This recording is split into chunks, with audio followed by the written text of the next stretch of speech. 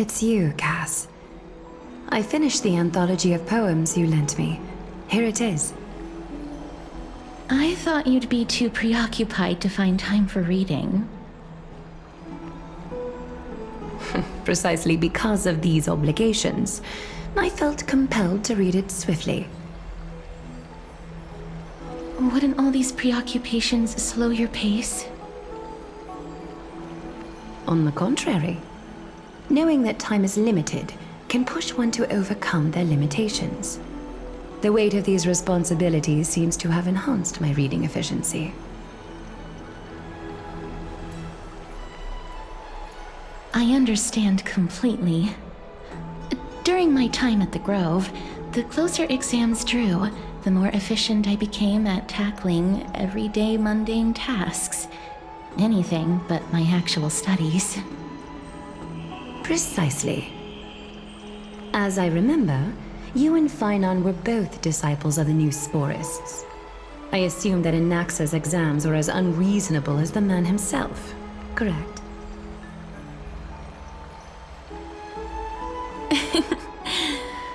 The courses Professor Anaxa taught were Introduction to Alchemy and History of Mythology. And to be perfectly honest, those two courses were the students' greatest nightmares. The history of mythology, taught by the blasphemous great performer himself. I can imagine their fear. Now that I think about it, students would often rush to the podium during class to challenge him on those blasphemous ideas.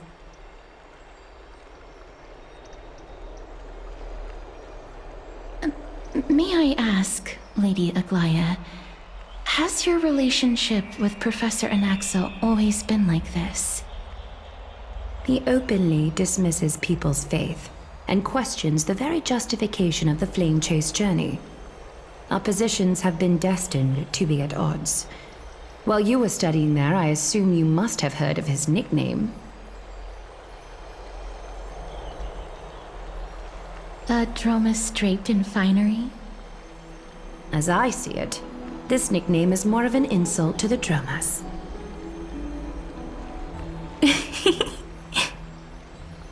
Despite his insufferable arrogance, I do hold a certain respect for his nature as a scholar.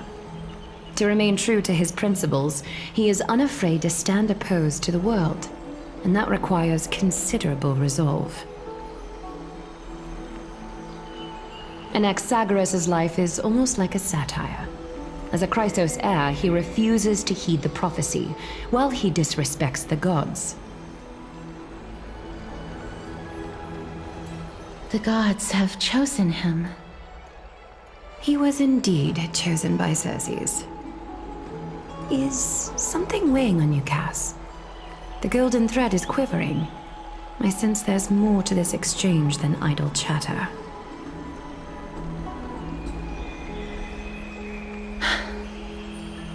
With all due respect, I'd like to know what you plan to do with him.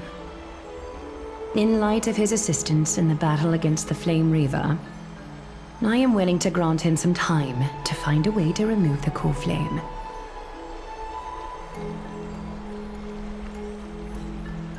However, if Anaxa decides to make any move that places us in danger, I will not hesitate to take extreme measures. Just as I feared. The Flame Chase journey is the destined path for the Chrysos heirs.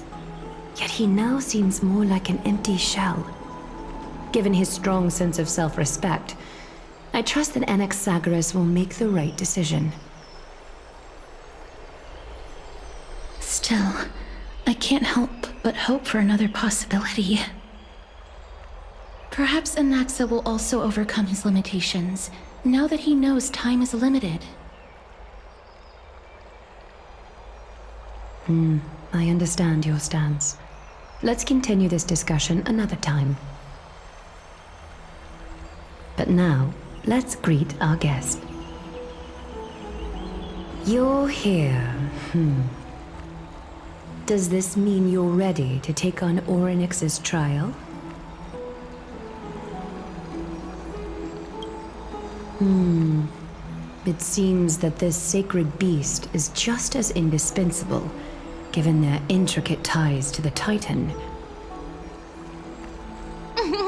Memmy mem, memmy mem mem mem mem, memmy mem memmy mem. Surrendering the cool flame is a Chrysos heir's duty. Your selfless assistance is deeply appreciated. However, I urge you to carefully consider the risks of accepting the trial. Becoming a demigod means forsaking your humanity. You will inherit Orynyx's divinity and bear the time of Amphorius, all on your own. From that point onward, your fate will be forever intertwined with ours, never to be separated again, until the end of Genesis. On the contrary, you are the only one who qualifies to attain divinity. Yet, for that very reason, I do not wish to pressure you.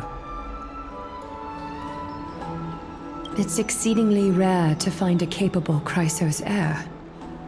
If this path proves unattainable, I am willing to lower my expectations. There are still many priests of Yanissopolis and their descendants in the city. If I'm left with no other option, I'll try to find someone worthy among them.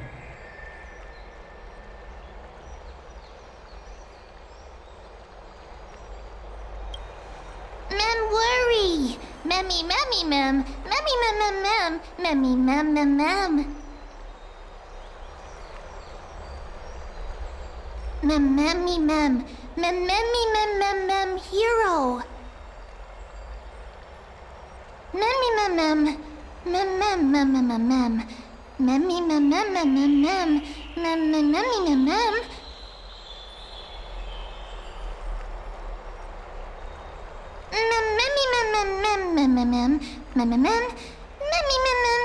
mem mem.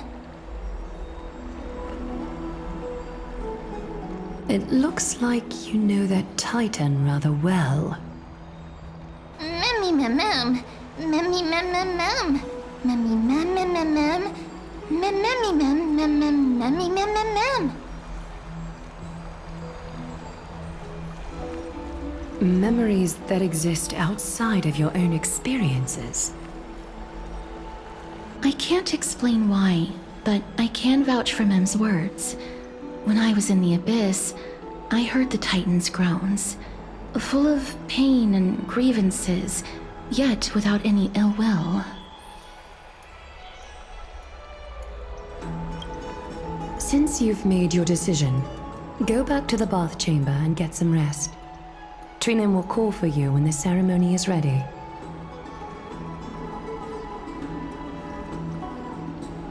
It is difficult for me, as the guide, to absolve myself from blame for things to have progressed to this point.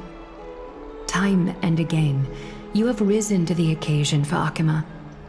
Nearly rewarding you with some honeydew is no longer able to express the extent of our gratitude. When the dust settles, I hope that we'll have the chance to have a long chat regarding your return journey and the curse of the sky. It's about time that we lift the taboo and discuss things openly.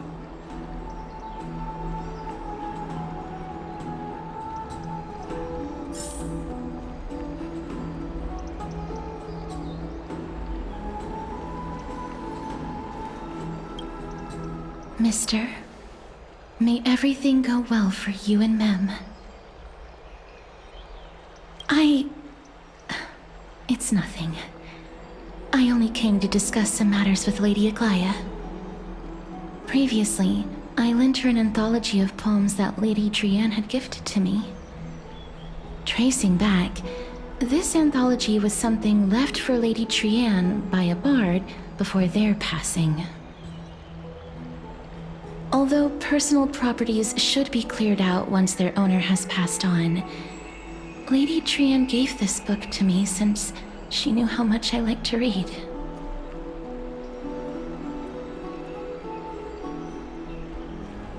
It just contains an allegory.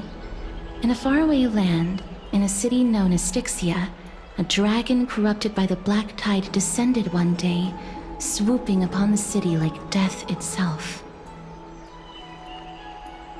It swallowed the princess of the city whole before it was suppressed. After taking down the evil dragon, the warriors discovered that the princess's life had already met its end.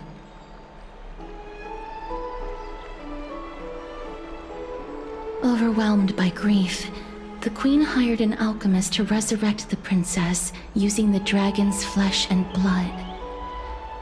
However, having lost memories of her previous life, the resurrected princess turned into an evil dragon herself and wreaked havoc on the city. As a result, the prosperous Styxia met its demise.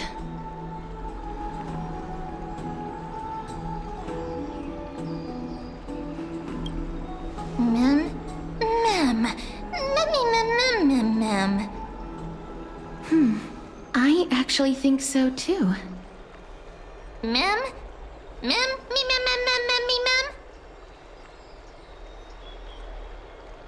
The author of this book is Archepia, a wandering bard who traveled to many cities. Among the things she left behind are poems, dictionaries, and many tragicomedy scripts. She even clearly underlined and took notes in books that covered myths with her elegant handwriting. While flipping through these books, I felt like I was afforded a glimpse into the life of Archepia. It felt just like I was traveling with someone that I'd never met before. It was as if she had yet to pass on and was still alive.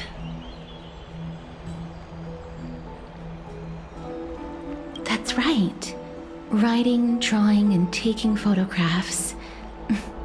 It seems like human nature to try and leave records of things. Speaking of taking photographs, when I was helping you to take the photo previously, I did not look through the photos in your photo stone out of courtesy. But I'm also very curious about the story of the Rosy Celestial Maiden. Despite having visited many cities in Amphorius, I still understand nothing about the world beyond the sky. If there is an opportunity... Forget it. Let's talk about this in the future. For now, I only hope that you'll be able to complete the trial safely and obtain Orynyx's blessing.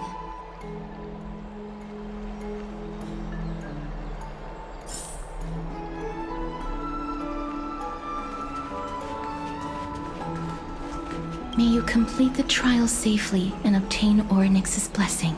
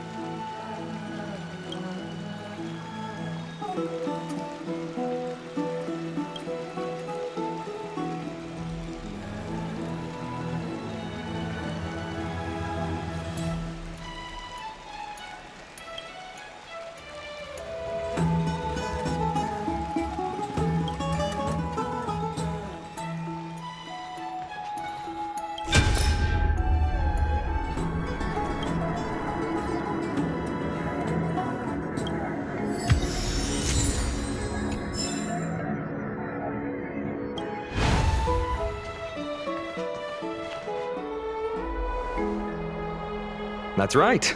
Oh, partner, you're back, just in time. This is something that the both of you should probably know.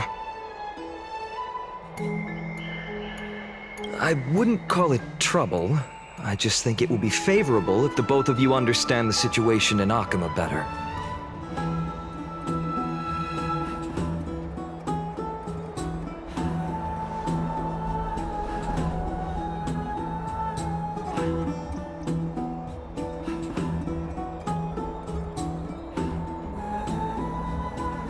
Some background information for you. The Council of Elders is an authoritative body in Amphorius, made up of different city representatives. They hold legislative power over the Holy City, and are in charge of presiding over the Citizens' Assembly held once every few years. This is the most important social event of Akima. It is highly influential, and can even affect what happens to the Flame Chase journey.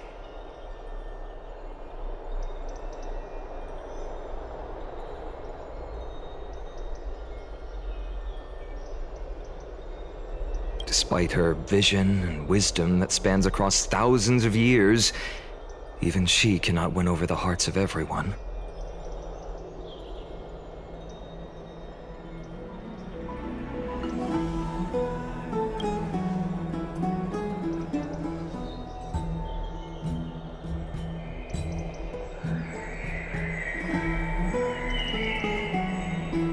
Every 5 to 10 years, the Council of Elders organizes a Citizens' Assembly at Dawncloud. During the assembly, the representatives will vote on major issues, such as whether the Chrysos heirs led by Aglaia should still hold the right to govern the Holy City, and whether the Titan's conquest should continue.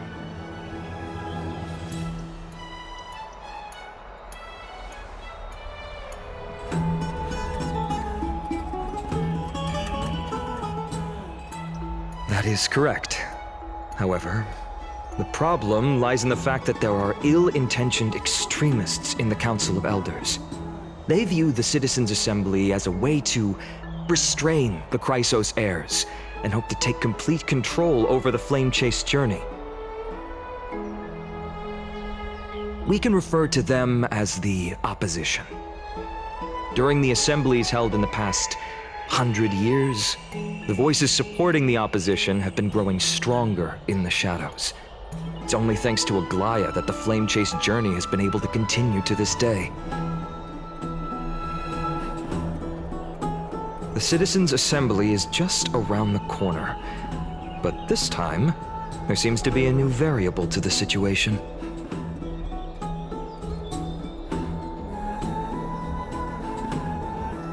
Me?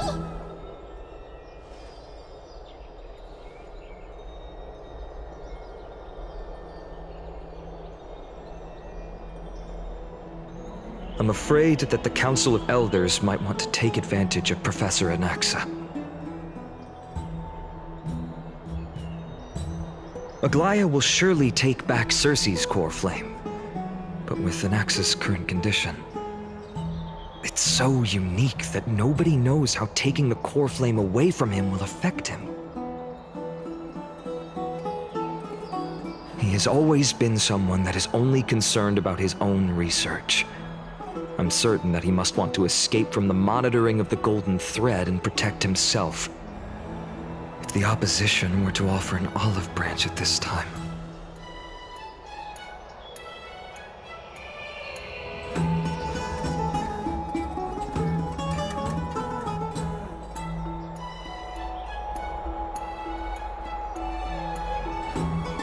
Anaxa has never believed in the prophecy, so technically it cannot be considered a betrayal.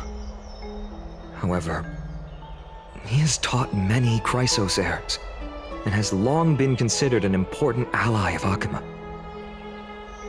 I truly do not wish to see comrades turning on one another.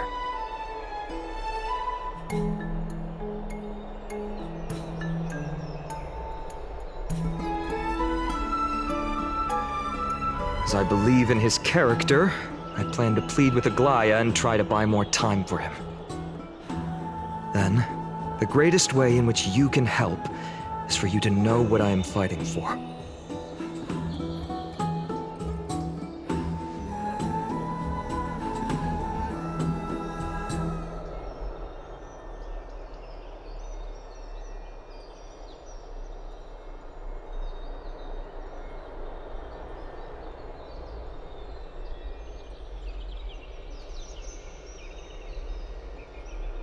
Allow me to apologize for the fact that we always seem to be troubling you.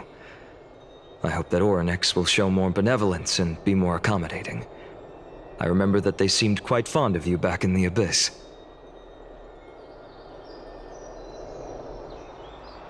Go and rest and regain your strength. We'll meet at the Vortex in a few days. Oh, right. You can read this scroll if you want to find out more about the Council of Elders and the Citizens' Assembly.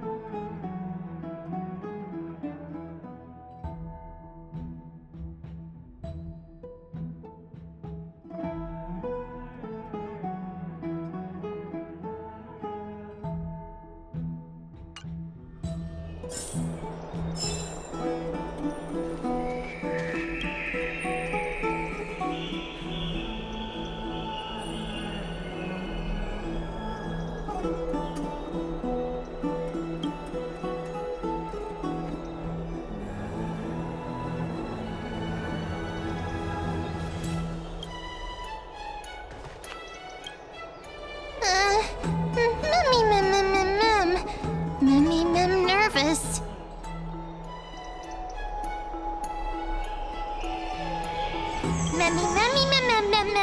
Nervous, mem.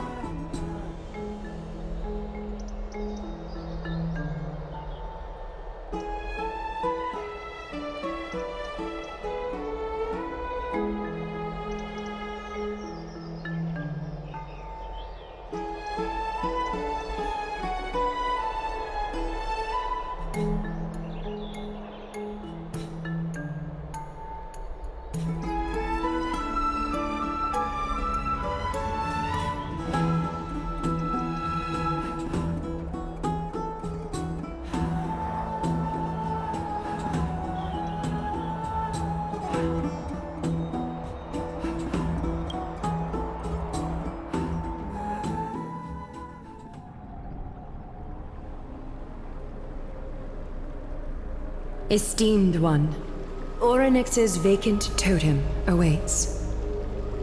If you have already made your preparations to become a pillar of Amphorius, please, step forward.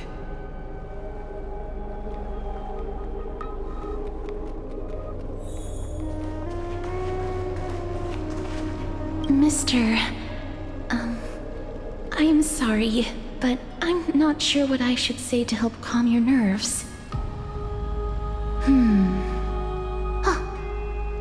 Right. Perhaps something like, as long as you can successfully complete this trial, the rest of the flame chase journey will be smooth sailing? No, that sounds a little strange. Don't worry, it won't take up too much of your time. Don't worry, you'll definitely make it back alive? Oh. Sorry, it seems like I've made the mood even heavier. In any case, may everything go your way.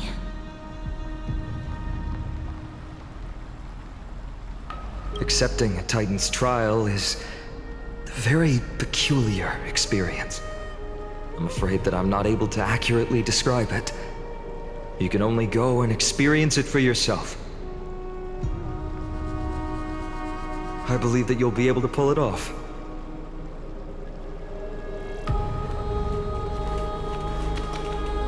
I can still vividly recall when you entered the vortex of Genesis for the first time. At that time, I could never have imagined that a guest from beyond the sky would shoulder the fate of Amphorius. Don't feel burdened.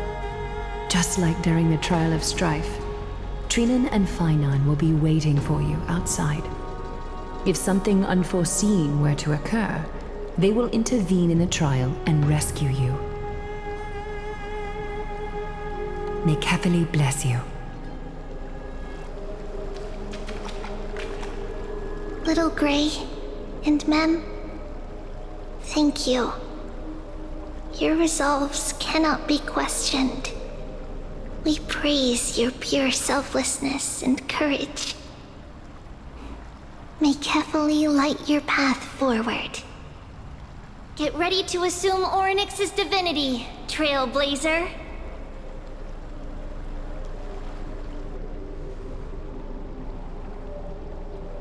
The divine position of Orynyx has already been vacant for some time.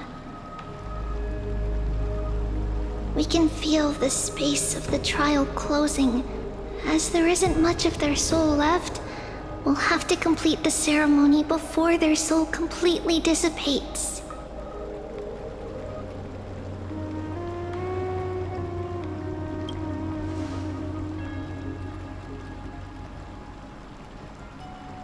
The eighth core flame coveted by the miracle that once belonged to the great veil of Evernight, Orynyx.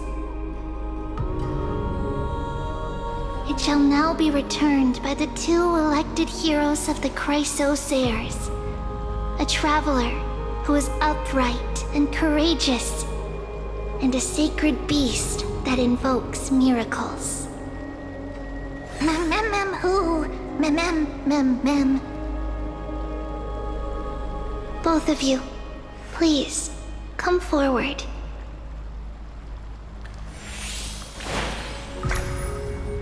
Recite along with us. O Majesty of the 12 Titans, pillars of the world, we seek your divinity to mend the rifts of the world. Fill our bodies with blood of gold, till we wither in willing service to the prophecy.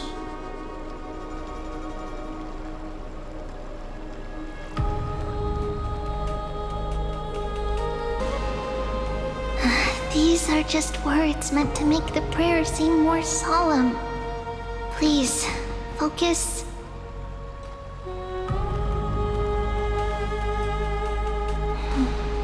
And surrender the core flame.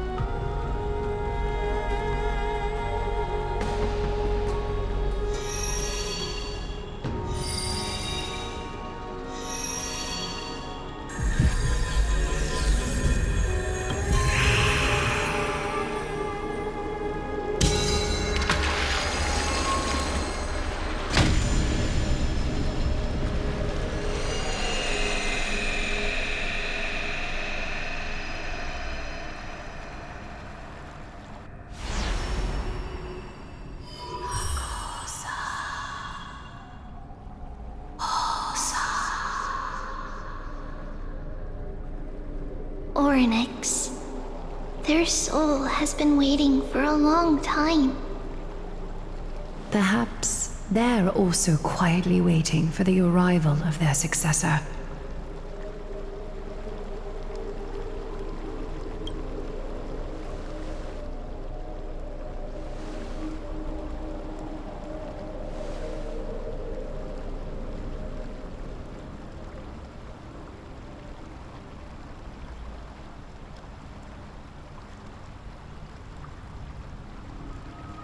Don't worry, you're tougher than I am, right?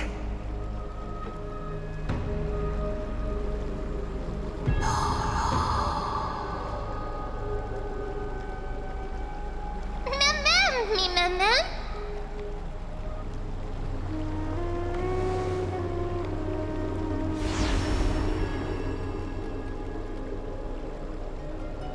Traveler from beyond the sky, let us pray that the Titan acknowledges your worthiness. Although he loves cracking jokes at inopportune times, his determination is as strong as the Chrysos heirs. He will definitely succeed.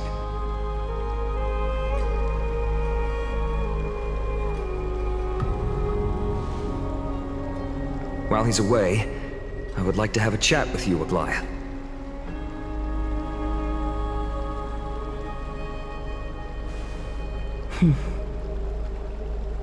Speak. I'm listening.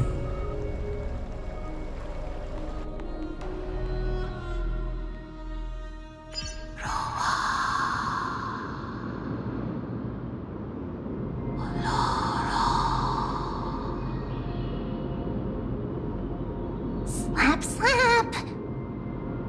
Wake up!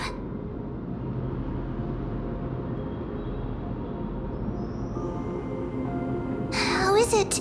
How do you feel? Right? I think that it's amazing too! Testing, testing, 1, 2, 3. Testing, testing, 1, 2, 3. I have such a cute voice! It must be because of all the memories that I collected. They allowed me to grow beyond expectations. Also, listen. The words of the Titan are becoming clearer. Mother.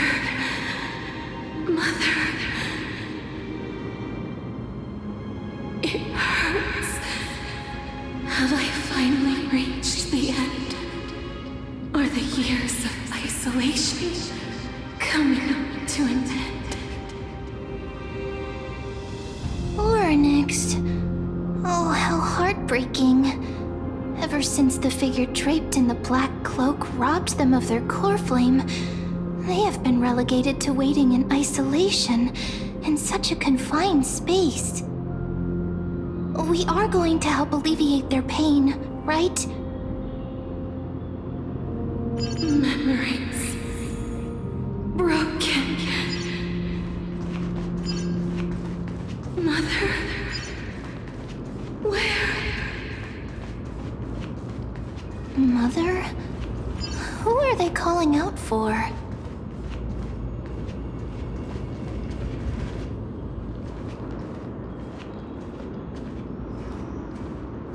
You. It's you. I remember you. Skyfather has gazed upon you. Mother is calling for you.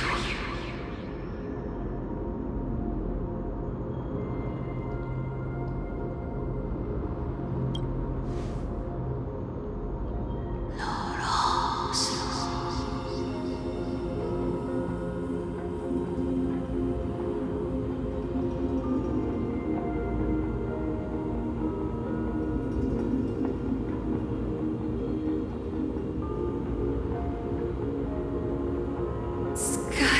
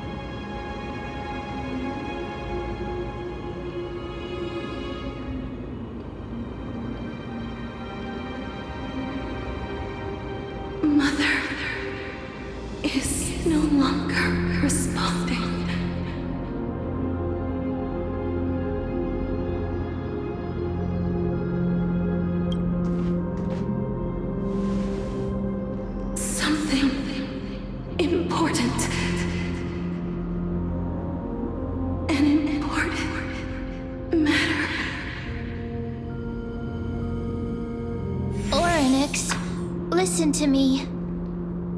Aren't you tired? Throughout the long years, you have always been protecting the fate of Amphorius. Each time people draw strength from within their memories, every single ripple falls onto your shoulders. There's no need for you to bear this any longer, Orynyx. From today onwards, someone else will bear time on your behalf. This is why we have come.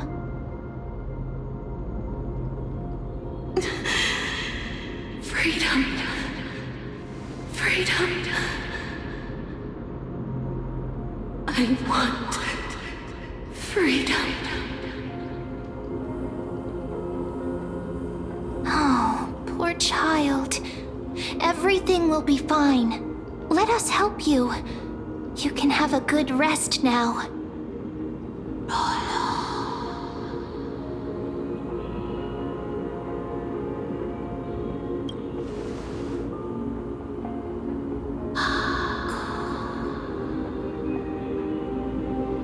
You have potential, strength, willpower, powerful, and tenacious. But you lack something. Just one thing. Lacking something. What is it?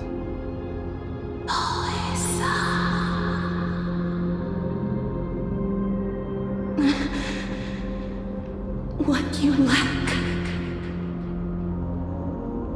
is a future.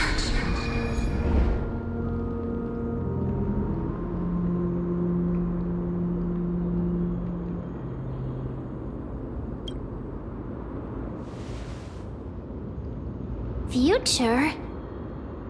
Traveler from the sky, you should have dissipated already.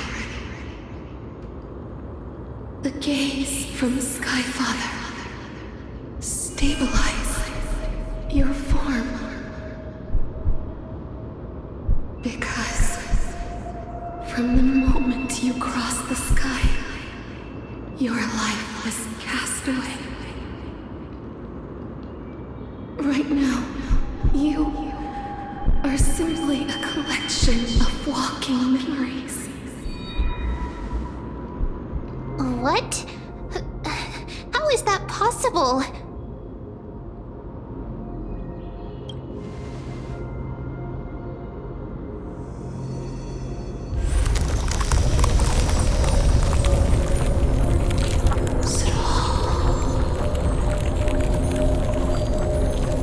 The space is collapsing. Someone must inherit the authority of time. If the pillar is lost, the laws of time will collapse. Amphorius will succumb to eternal disorder.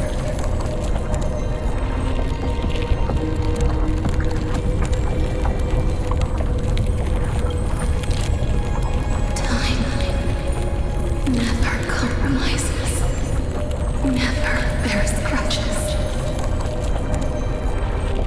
never forgives, never makes a choice. Child of humanity, Titans, Mother, Sky Father. Time restrains everything that exists in this world. Orynyx's divinity is dissipating? Is the trial coming to an end? Pathstrider of remembrance, my strength, I shall entrust it to you. The fate of the world, if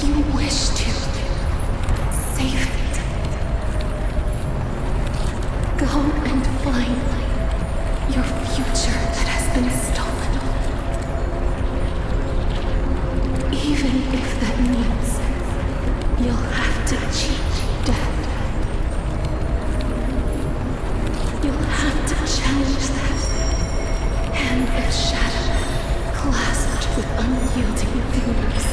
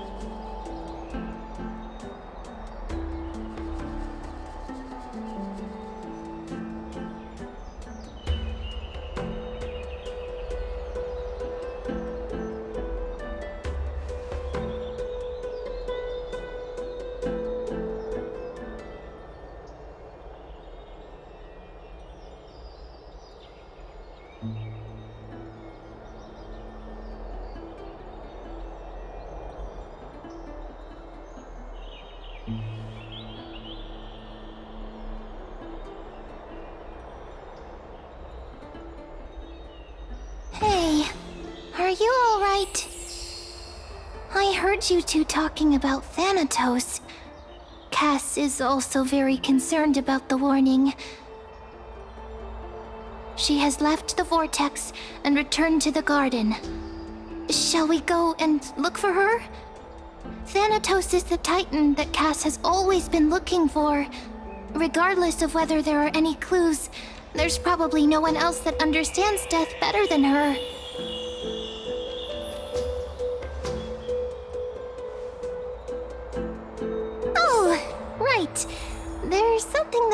to tell you. The Chrysosairs already know everything that has happened to you. I was too worried, so I told them everything. Please don't hate me, okay?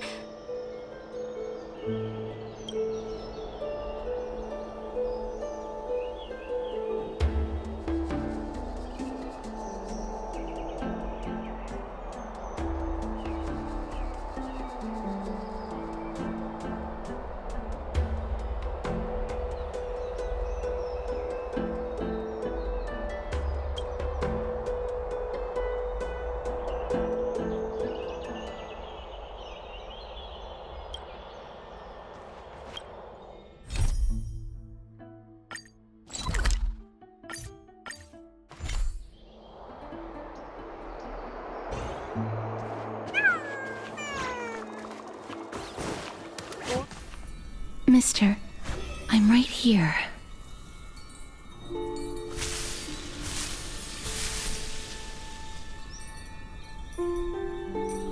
Please stay there and slowly turn around.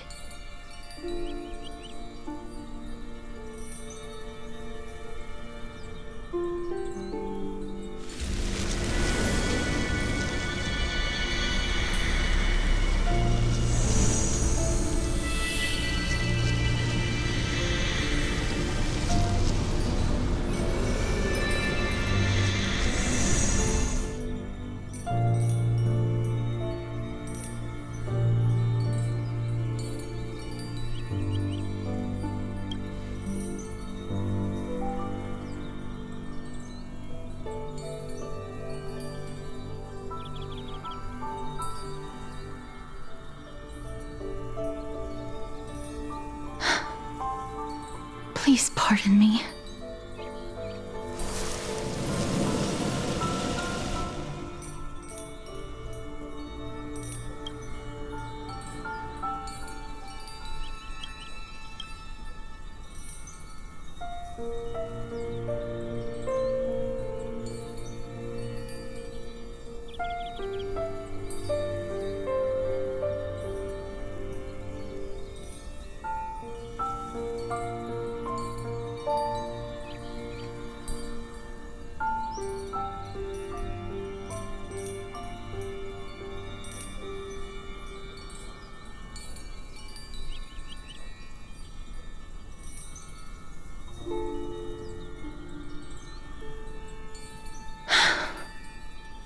Just as I expected.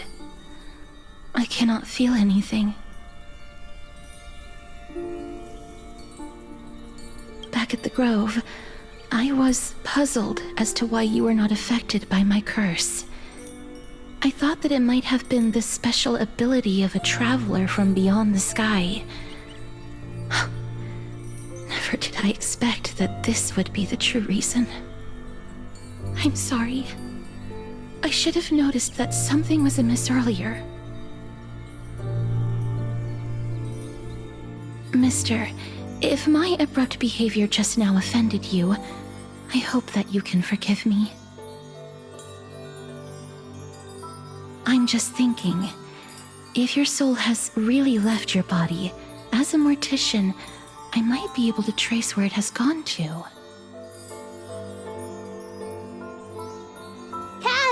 Did you find anything?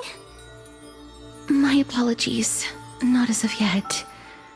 Perhaps I have overestimated my capabilities. But, Mister, would you be willing to let me try again?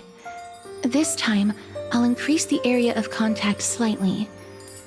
Perhaps the result might be different this time.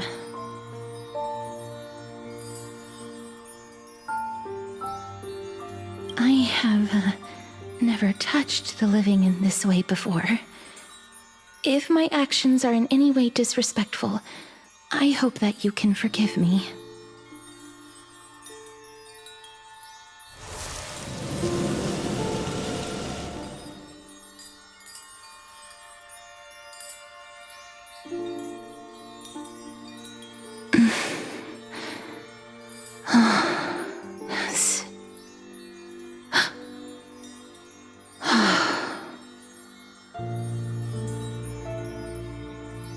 I seem to have caught a glimpse of something. Your soul is currently roaming someplace and cannot find a way to escape. But perhaps it might not be a bad thing. If your soul is still wandering around, it means that we still have time. We have a chance to find it before the fingers of Thanatos sweep everything away. Clues. Just a few more. I need more guidance. The connection has been severed. With my strength, I'm not able to trace it. It was me. I was a little too hasty. Don't worry, mister. Although we currently have no leads, I will do my best to search for the whereabouts of Thanatos, bring back their core flame, and personally return to you the life that you have lost too soon. I know that I'm lacking in confidence, but I hope that you can keep this promise of mine in mind. Before I manage to deliver on this promise, please do your best to hang on.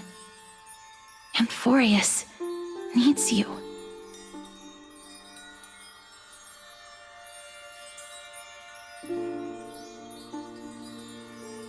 Lady Aglaia and Lord Finon are currently discussing some matters in the paths. They're worried about you too. If possible, please go there and let them know that you're well. Although, I don't actually know whether your current situation can be described as well. Also, please accept this Styxian fable. Reading can help one to focus and relax. I hope that reading this can help tide you through this difficult period.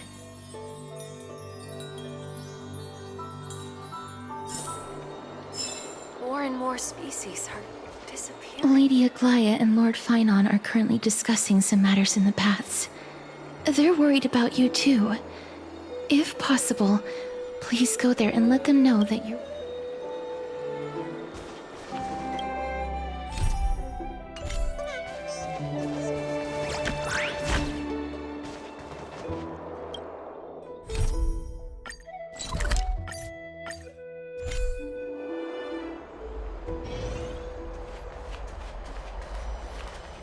They're here. That partner! Hyacinth said you definitely wake up. How do you feel?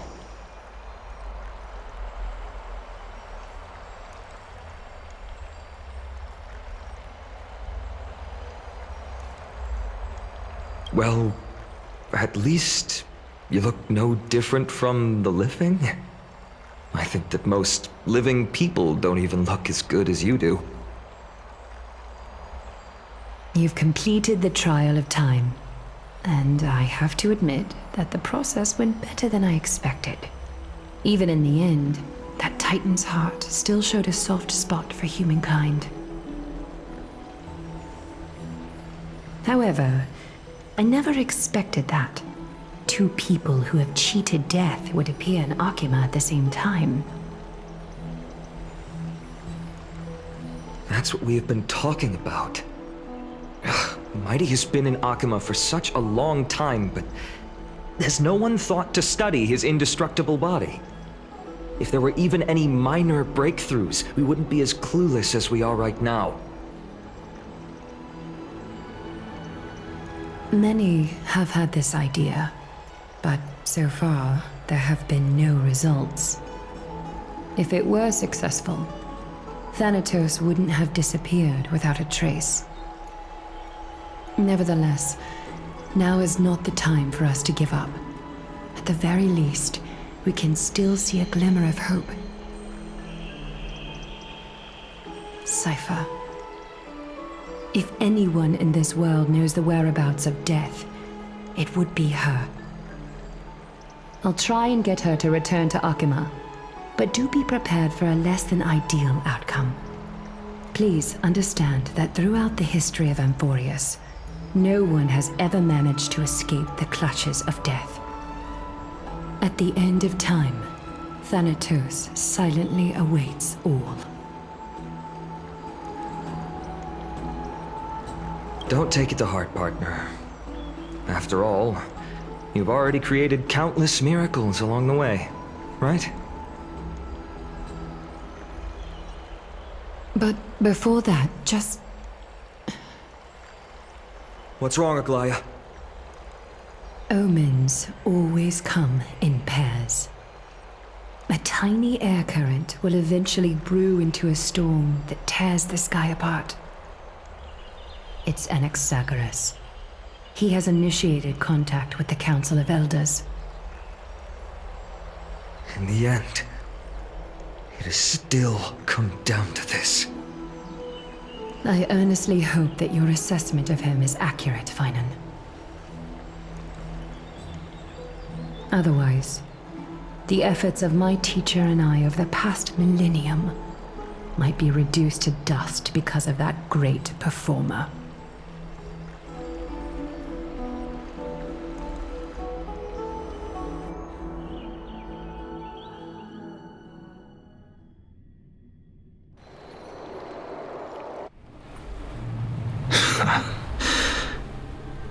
I'm back here again. I remember this dream. This realm is covered in a silk-like fog, and the land is barren and harsh. The crowd of travelers leaves tracks everywhere. Hey! Excuse me! What is this place? Where in Anforius are we?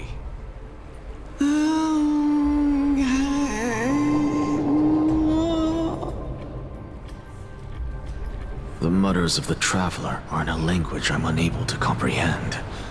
Or perhaps they're just distracted and ignored my question. Tell me, which Titan reigns over this land? And how do I find them?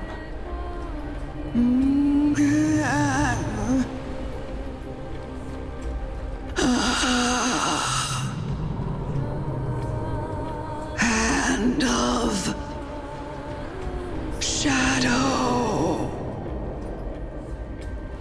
Hand of Shadow Thanatos. Could this possibly be the Netherrealm? Not Netherrealm. Then where is this? River of Souls? The outskirts of the Netherrealm? Are you heading downstream toward the Netherrealm?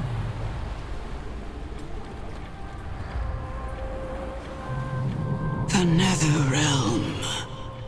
Nothing but an illusion. Titan rejects you, me.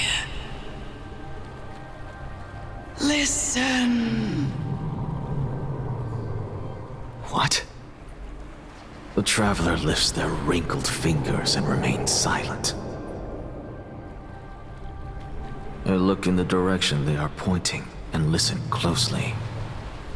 There. A massive shadow brought the sound of rushing tides. The sound of tides. I can hear it.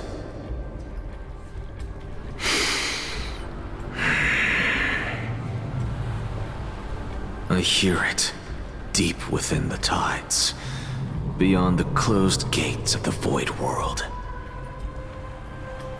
A voice, about to recount something. Child of humanity, is it death's embrace you yearn for with such urgency?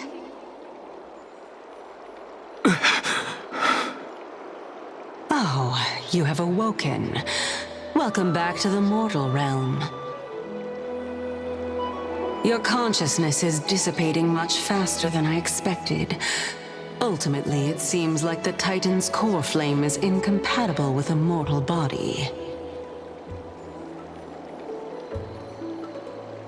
How much longer can my consciousness remain in the mortal realm? In my estimation, at best, you'll see 15 more entry hours. 15 days and nights. What is it? Are you finally starting to become attached to the mortal world now?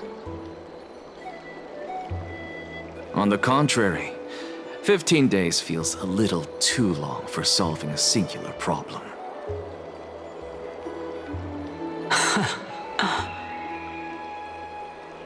Stop giggling.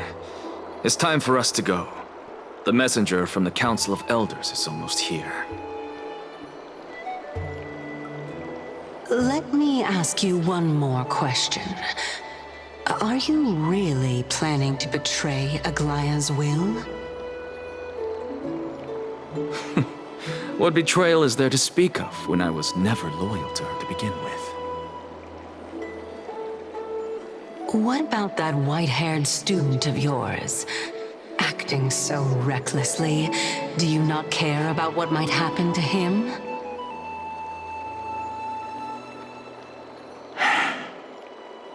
There will be a price to pay for blind faith. This is also a lesson for Finan.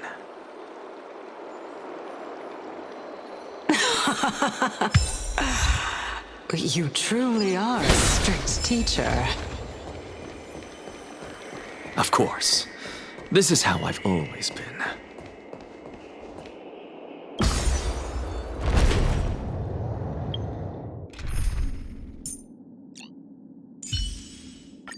Looks like it's not a bad...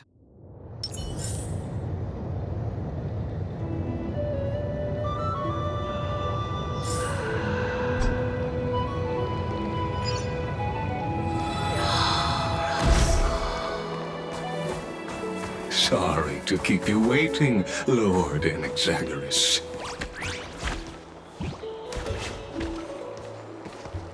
It's been a while, Lord Enexagoras. I greet you on behalf of all the citizens of Akima and express my deepest regret about what happened at the Grove of Epiphany. It's you. I never expected that you would personally come and meet me.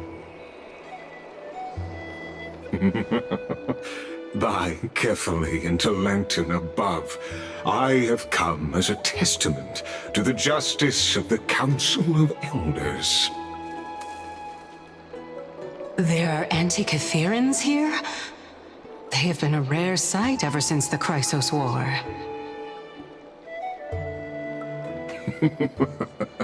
I extend to you my utmost respect, revered Titan.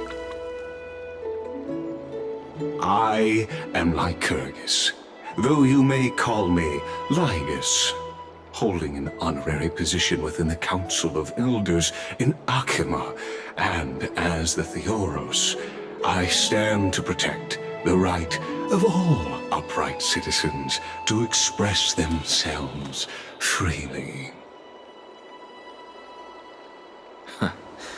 You can see them too?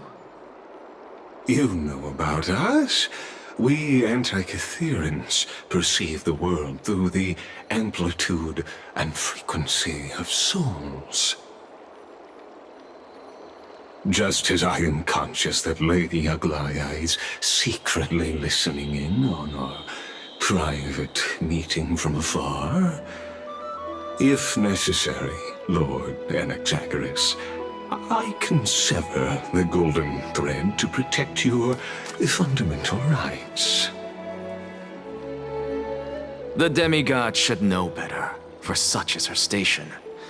Spare those poor threats, and just let her listen to my words. They shall serve only to unveil her own folly. May I interpret this as you having a countermeasure? I need not any plan, because she can do nothing other than petty espionage. As the Citizens' Assembly approaches, and with Orynyx's fall, any attempt to capture the core flame within me will only usher chaos and calamity. A truth she undoubtedly comprehends. While I, Enexagoras, serving as the Grove's special envoy to Akima's Citizens' Assembly. Have long known the extent of your abilities. Let's forego the formality of asserting authority, Lord Lygus. Lead the way. Very well. Surely Lady Kindness would appreciate such assertiveness in an ally.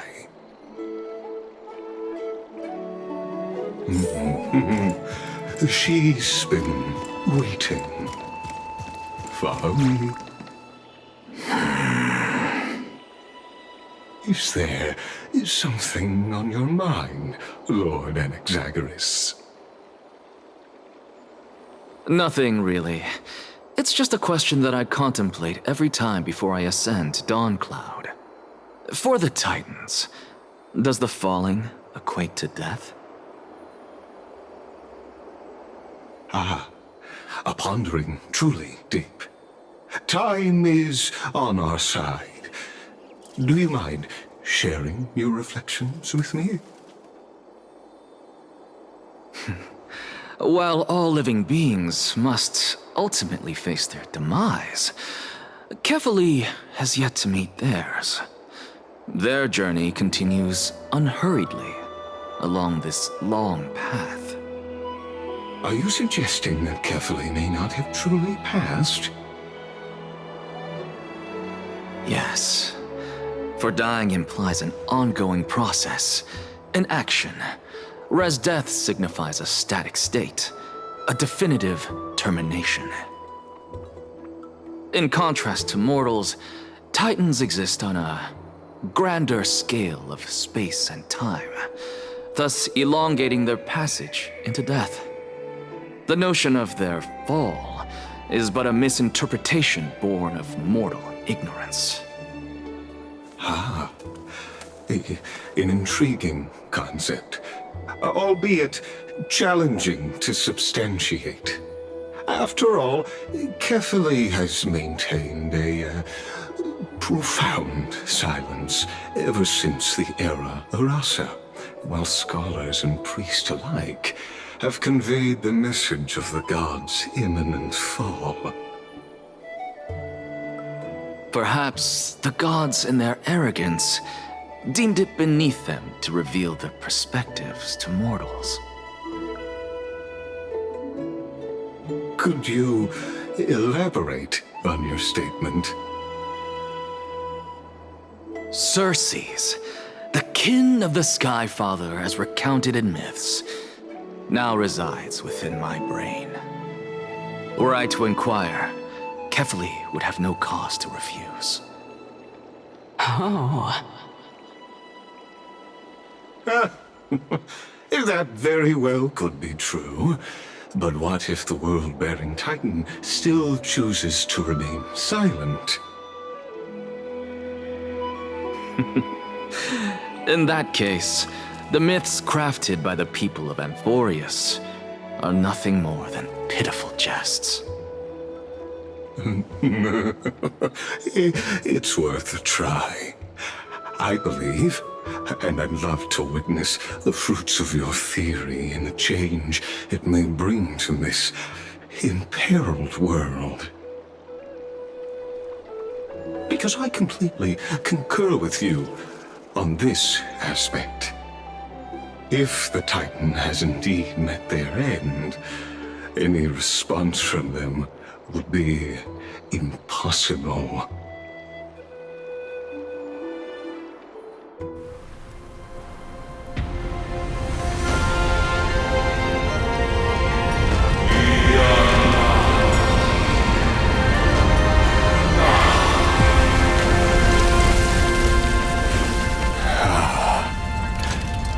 Please, Professor.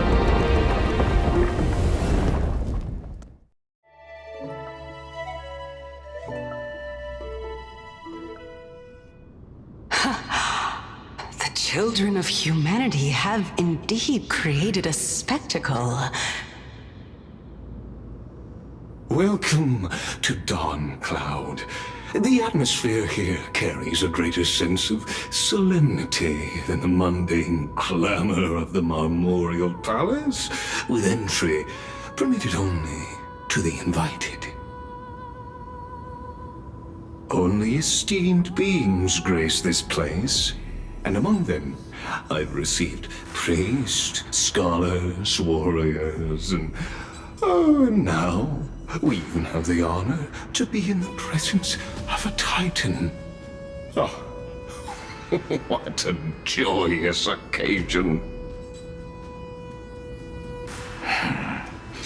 Once deemed a blasphemer, now a surrogate for revered divinity. The honor should rightfully be mine, shouldn't it? I'll notify Kindness and the others of your arrival. Kindly wait for a moment. A soldier will be here to guide you shortly. In the meanwhile, you are welcome to explore the vicinity, but kindly remain within the guard's view. Delaying the crucial meeting is something none of us wish to see, I presume. I'm well aware of Kindness's methods. There's no need to emphasize that. As you wish. Your cooperation is much appreciated.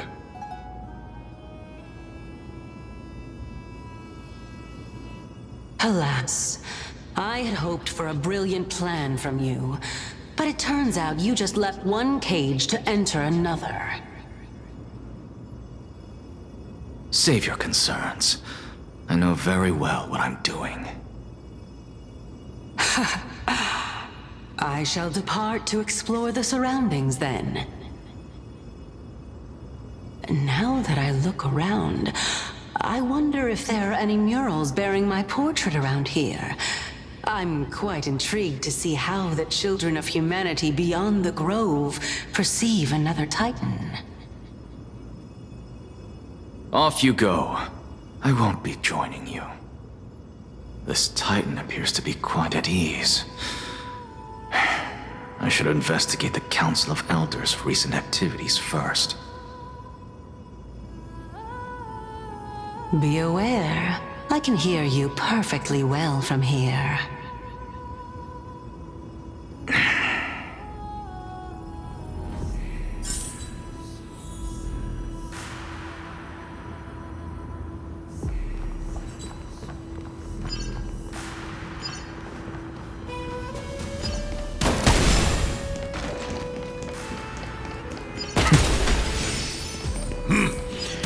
Even blasphemous scholars can come here, it seems. Looks like my presence here is quite unwelcome.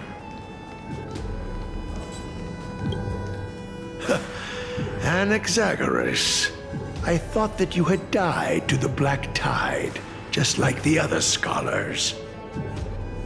As Kephales's priest, are you not aware of the decorum of respecting the dead? Surely you jest. You blasphemous heretics are not worthy of respect from the Supreme Being. Let me remind you that you're currently in Dawn Cloud, so you'd better keep your deranged language to yourself. I am no longer that altar servant from years ago who could only acquiesce to the commands of others. Now, I have plenty of ways to deal with people like you. I'm not sure whether I should laugh or cry right now. I can't believe that a follower such as you could have been made by a creation titan. As I see it, a dead titan can't provide you with this level of confidence, right? Then who is it exactly? Could it be Kindness? You. Seeing how fond of you Elder Kindness is, I shall let that slide for now. Leave immediately, and don't impede us from receiving the Supreme Being's blessings. Seeing as we were able to hear of this matter from the mouths of others, it seems that Kindness is indeed quite sincere toward us. Perhaps this affair will proceed smoother than I had anticipated. Oh my, what a thrilling confrontation. As expected of one of Kefali's followers. Are you praising or insulting him? Praising him, of course. As a believer of the God of Deliverance, it is only natural that he detests evil. Didn't you hear me? I asked you to leave. Go as far away from here as possible. Don't mutter to yourself like some sort of madman and disturb my meditation.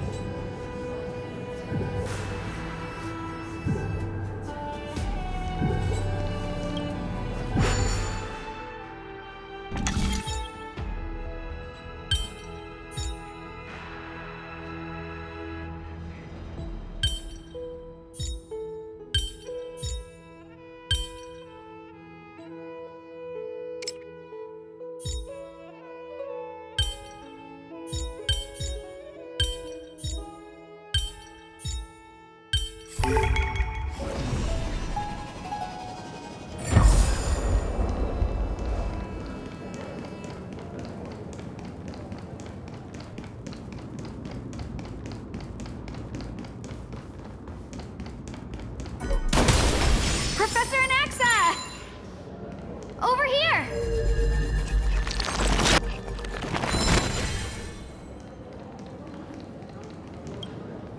Professor Anaxa? Word has it that the scholars of the Grove valiantly perished resisting the Black Tide. To find you here safe and sound, thank the fates. You could say it's the fates toying with us. It's only the Krymnoans and Idonians who chase glory through death. But your survival is a victory in itself. I'd settle for that gladly. So, are you here to report the incident to the Council? I heard that after the Black Tide devoured the Grove, Akama would be next in line, even with the demigod of strife standing alongside humankind. Tell me, how much does the Council of Elders know about the Black Tide? Once Kindness and her followers learned of Circe's and Orynyx's fall, they proclaimed in the council that the Flame Chasers could no longer stand against the calamity alone.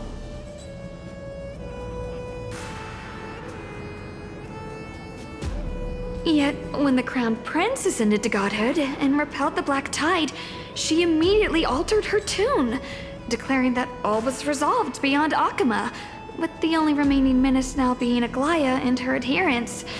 They might well make their move at the upcoming Citizens' Assembly.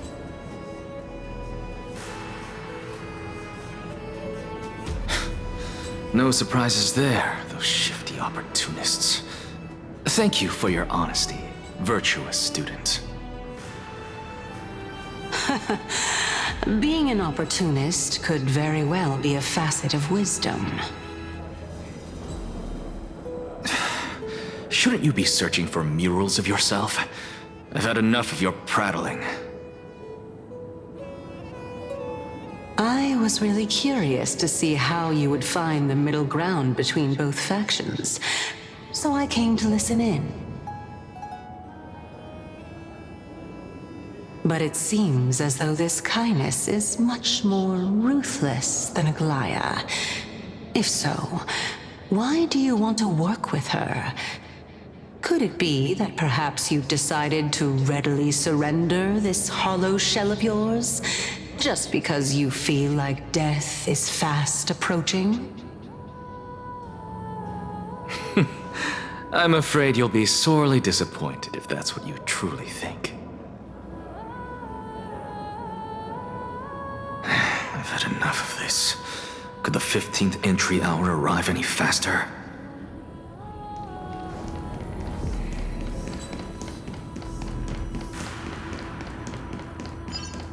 Oh, My, could it be that the great tree painted in this mural is actually depicting me? Every plant, every tendril, no, even every leaf could be the embodiment of Circe's. As a result, mere mortals who did not know what the Titan actually looked like chose to paint them as a giant tree instead. Their wisdom was portrayed as fruit, to symbolize how they shared their knowledge equally among the masses. Such exquisiteness indeed. This mural is quite abstract. I really can't tell whether you are praising or demeaning yourself. Now I'm quite curious whether the Reason Titan has studied figures of speech before.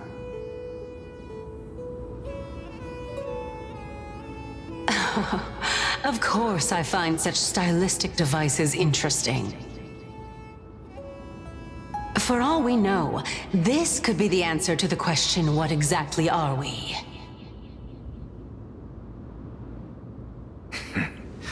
I, for one, am not willing to admit that I could look this ugly. Was this the reason why you failed in your attempt to refine my soul when you were ambushed at the Grove? Since you are aware of this, why did you save me back then? From my perspective, this point alone was enough to separate you from the average person. How do two lunatics coexist in the same brain? Therefore, it seems that your journey to Dawncloud this time is not just to seek protection. What, then, is the intention behind your actions? The entire plan is stored in my memory, so why don't you look there? Then don't mind if I do.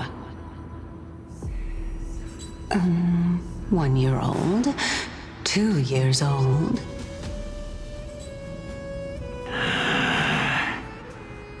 Oh my! Even a member of the preeminent Seven Sages must hug his droma stall to sleep? How interesting. That's enough. How unusual. Your soul is actually trembling. This must mean that behind this toy hides a secret that nobody knows, right?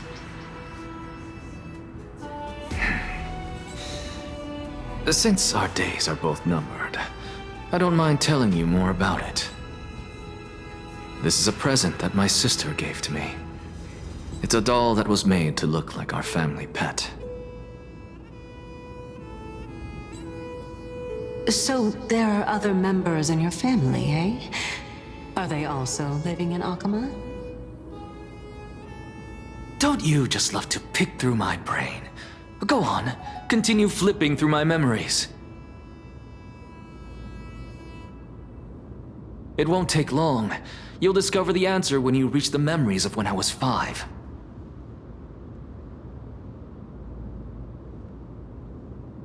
Oh, the black tide is everywhere. I can't bear to look. When I was young, I couldn't accept this outcome either. Georios, Aquila, Kefali, and you, of course. Although I prayed to every titan that I could think of for help, my efforts were ultimately futile. This...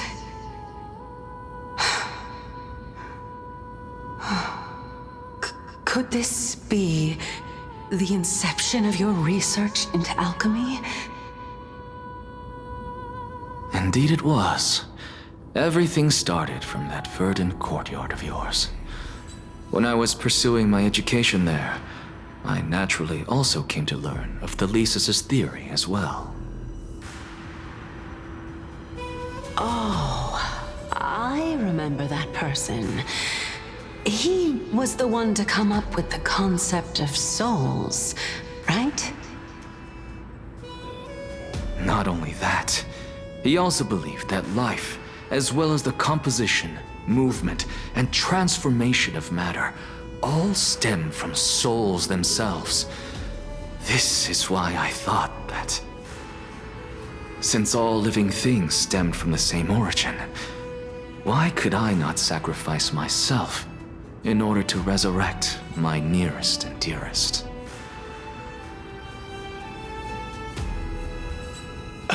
Anaxa, you... I did it, teacher! But this is absolute blasphemy. Regardless of how much freedom the Grove provides, such an act could cause you to be burned at the pyre.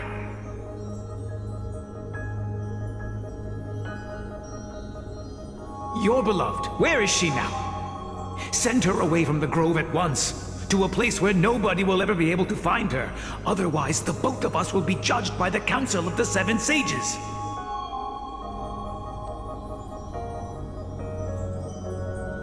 Calm down, teacher. My sister, she's still not in the mortal realm, even to this day. What do you mean? It was naive of me to think that I could snatch the deceased from Thanatos' grip by merely sacrificing one eye. Equivalent exchange.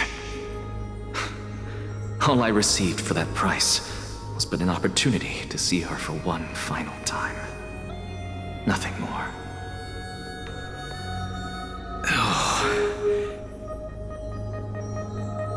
Let it go, Anaxa. As one of my best students, I cannot watch you go down the wrong path without doing anything to stop it. Never do something taboo ever again. Don't disappoint the deceased, and never harm yourself.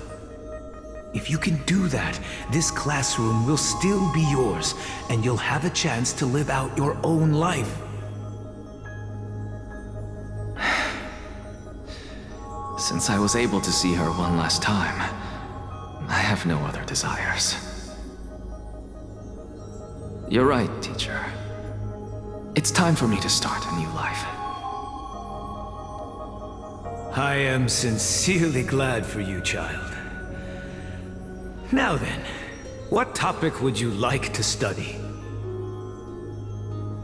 I wish to continue Thalesis' research. Continue the research into souls, but you know that the Grove has long since understood his philosophy like the back of their hands. Even if you continue digging into this subject, your efforts will likely be futile. No, teacher. After my fleeting glimpse of the deathly fog, I finally understood a single truth. Since ancient days, our understanding of the souls is but the tip of the iceberg. I may have lost an eye, but my view of the world has become clearer than ever. I have grasped the truth with my bare hands. Watch as I turn this farcical world upside down.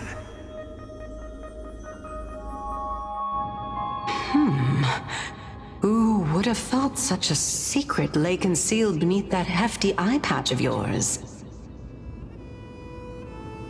However, this story doesn't seem to be connected to your plan. In fact, I'd say that they aren't related at all. The answer lies within the tale. If even you cannot understand it, perhaps you should relinquish the divinity of reason to me. After all, it'd be a waste for you to hold on to it. My story ends here. Now it's time for you to tell me your secret. After all, this is what equivalent exchange means, correct? As expected, you laid a trap for me to step into. Unfortunately, even if I was willing to talk about my past, I may not know more about it than you do.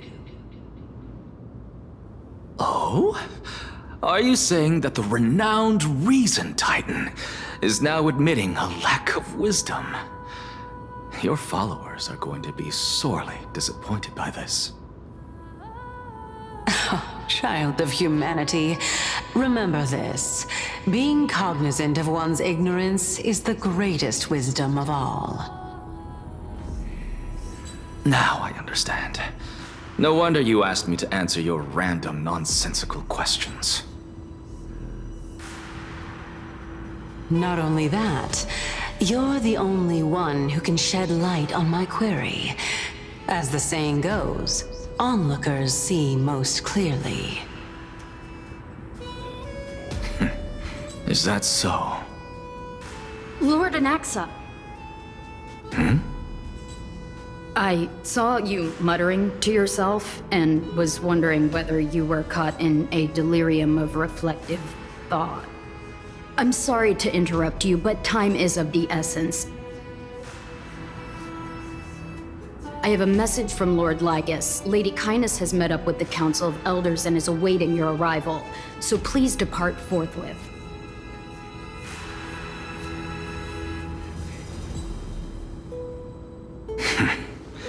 It's finally time. Carefully. The one who created the world, and the one who bears the world.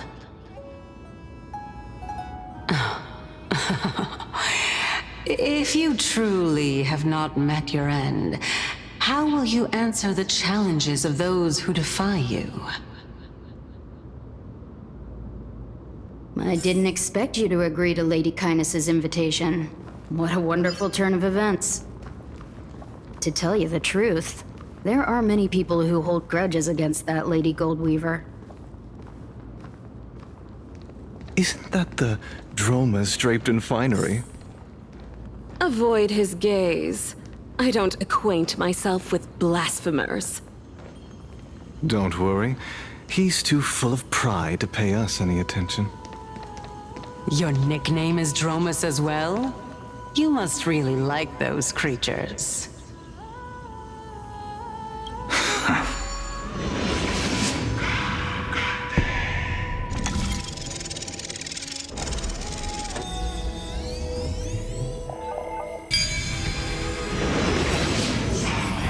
A student of Empedocles? I hear that his views run counter to the Venerationists. This is what being a scholar is about. A collision of ideas only occurs when there are differences in beliefs, and it is such collisions that lead to progress. Yet, in my view, there are only right and wrong perspectives, neither of which can coexist with the other. What radical thinking. I guess this is why the children of humanity always squabble with each other. Lord Lygus and Lady Kindness are just ahead. I'll take my leave for now.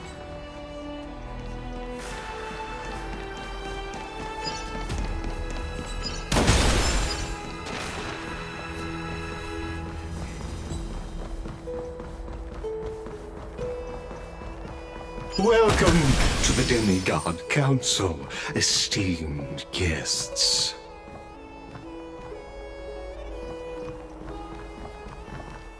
Lord Anaxagoras, I've heard so much about you. Head of the Neusporists of the Grove of Epiphany, notorious blasphemer, a Chrysos heir who bears Circe's core flame, a survivor of the Grove Calamity. Did I miss anything? Well, if so, please be so kind as to enlighten me. Since Lady Kindness is already well acquainted with me, I won't waste any effort introducing myself again. But then again, perhaps the customs are different here. Back in my hometown, there is a form of etiquette known as honoring guests. The host will welcome their guest with warm hospitality by treating them to fine wine and a cozy bed. And yet, ever since I arrived, I have not been welcomed with warm courtesy or ceremonial gifts. Instead, I am met with intense scrutiny. Even more absurd, the host has sharpened their blade and instructed their servants to lie in wait in the shadows. Perhaps you intend to cut open my heart, retrieve the core flame, and then hold a grand feast for all of the guests. Everyone, stand down. Thank you for understanding. I am but a feeble scholar who is not used to the stench of avarice and blood.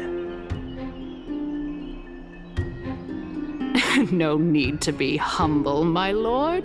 From my perspective, your courage and gumption are worthy of the reputation of the Seven Sages. Your bravery is more than adequate to accomplish our perilous endeavor. So, you wish to start a war? Well, since the Chrysos heirs are calling for war, we will respond in kind. Conflict is inevitable. Since Aglaya endeavors to suppress the virtuous commoners with blood of gold, we will not hesitate to display the rights and mettle the citizens of Akama are so entitled to. As to your question of whether peace is still a viable option, well, to that I can only say this. Everything hinges on the next citizens' assembly and whether they have a sudden epiphany amid the clamor of the masses. And since you, as a Chrysos heir, accepted our invitation, you have indeed given us a glimmer of hope. What brazen arrogance. What you're saying right now is worlds apart from what you were saying before you retired your cleaners. I don't deny it. After all, they're responsible for cleaning up any threats, and just a moment ago, you were on the side of the Chrysos heirs. But now that you're an ally of ours, we can continue talking somewhere else. As you know, these walls have ears. I was fortunate enough to have the opportunity to discuss a treatise about the Venerationists with your teacher, Empedocles. Yet, it seems you subscribe to the Nusporists instead, Lord Anaxa. I've heard that this school of thought is one with many detractors. It's normal for ideas to have supporters and dissenters, just like how there are two types of people in this world: geniuses and dimwits.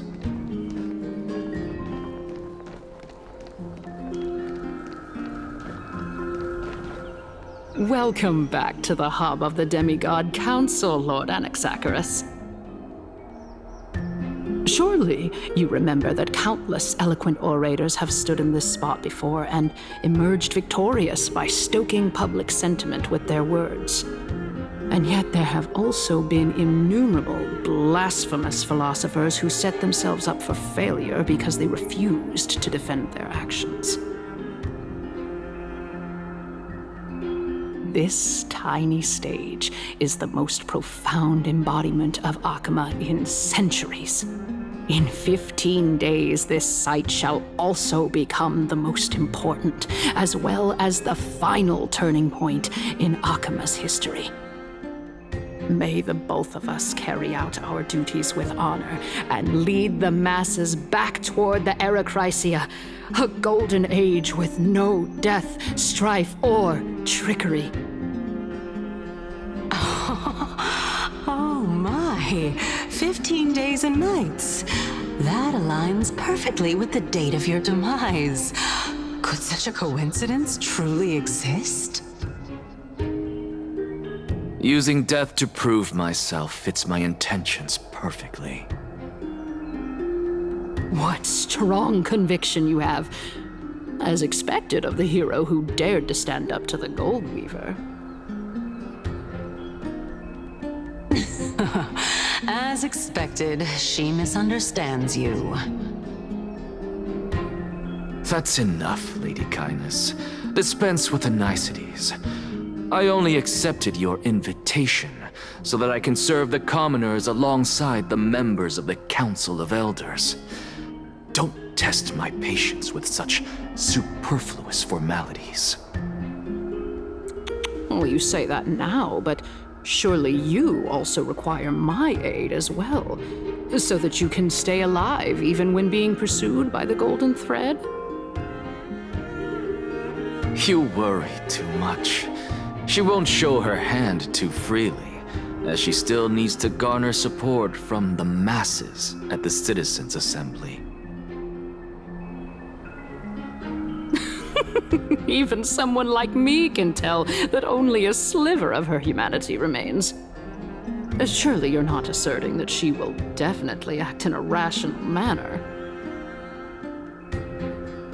As you're no doubt aware, Aglaya covets the core flame that I possess, which makes it the bargaining chip that allows me and the rest of you to negotiate with her. However, in return, I'll need the Council of Elders to support me as much as possible. Naturally, this includes the guards as well. You're well aware how valuable Circe's core flame will be in the era Chrysia that you are desperately pursuing.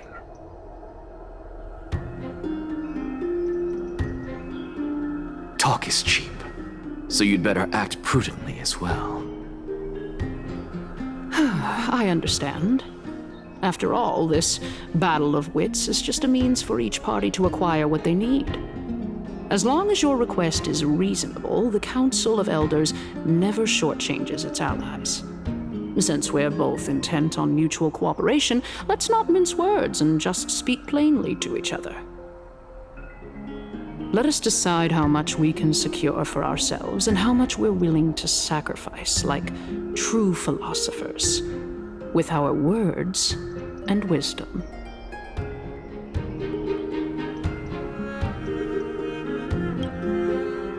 Continuing from the earlier topic, let us discuss our common enemy, Aglaya. She is the second most experienced Chrysos heir across the whole of Akama, who has gradually lost her humanity to the ravages of time and the ablation of the core flame. A formidable opponent indeed. Admittedly, there is ample reason for her to take your life. Yet your previous reasoning is quite sound. As a seasoned political animal, it's unclear whether she will actually cross that irreversible boundary. Moreover, she still needs you alive so that the Titan's trial can be completed. Is there anyone present who can swear by the sacred vow of Kefali and guarantee that you weren't in league with that woman before coming here? Are you just trying to pull the wool over our eyes and aid her in her savagery?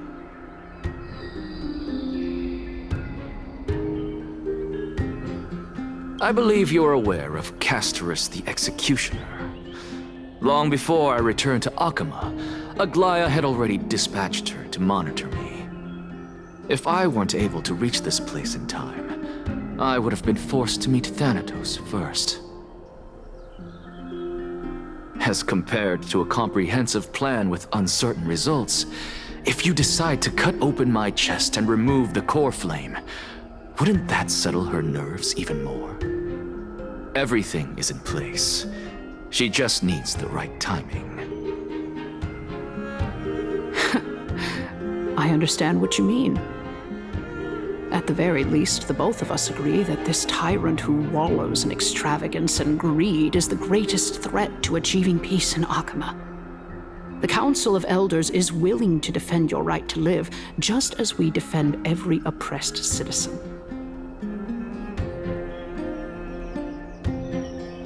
However, I regret to say that sentiments in favor of the Chrysos heirs and Aglaia are only growing in magnitude. The peace that we are aspiring toward, as well as everything that we hold dear, will be destroyed completely. The city will be burned to ashes, and the citizens' blood will be shed. Tell me, what are you willing to do for our esteemed citizens so that they can vanquish the enemies of our fine city?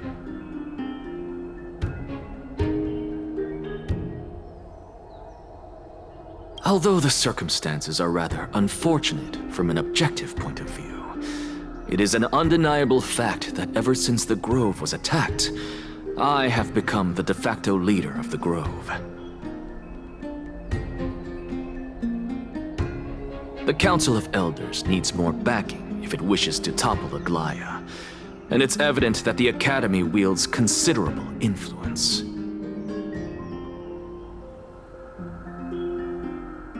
At the very least, I have served as the Grove's special envoy to Akama for a significant amount of time. Of course, this also means that I will hold a crucial vote at the Citizens' Assembly. In the name of Kefali, Akama thanks you for your sincere and valuable thoughts. At this stage, it's clear that you and I understand the benefits to be won from this discussion. Let me put it plainly. The Council of Elders has always been renowned for its fairness, and that fairness is built on a foundation of sincerity. The Council of Elders has vowed to all citizens of Akaba that it will always remain loyal to them. As for you, my lord, how will you guarantee that you will be able to live up to such earnestness and will not betray Akama's indomitable citizens when the opportunity presents itself? Just as you now betray Aglaia when it suits you.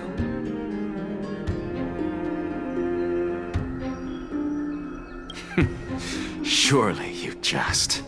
My loyalty does not need to be proven. The fact that the Council of Elders is asking for proof of my loyalty is itself akin to a form of betrayal.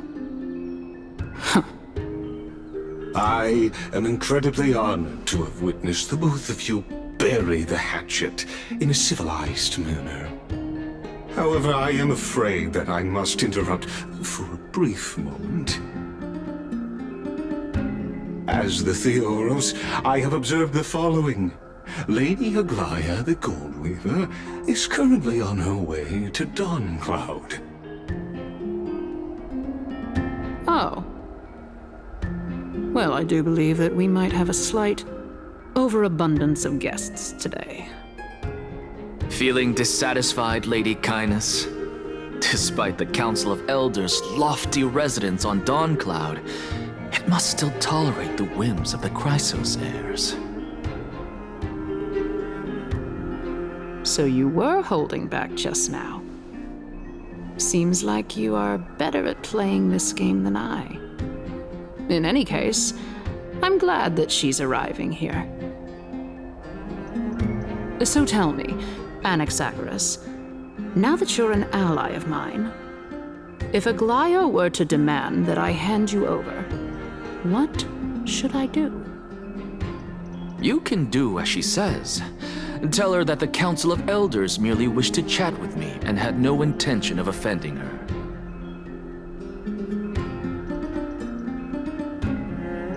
However, by doing so, the authority of the Council of Elders will be as thin as papyrus that has been soaked in blood. Not only can it be destroyed at the slightest touch, but the Council will also lose possession of a valuable core flame. No, more like 2 core flames. After all, at the next Citizens' Assembly, that young lady who is synonymous with death will also be standing on our side. Oh? How can you be sure of that? Is that of importance to you? All you need to know is that I have a plan.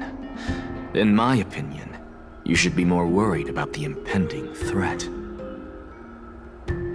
If Aglaia sees me in full view of the masses today, she could also dismiss the entire Council of Elders in one fell swoop tomorrow.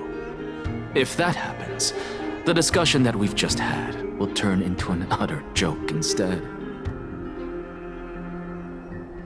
Is this the outcome that you wish to see, Lady Kindness?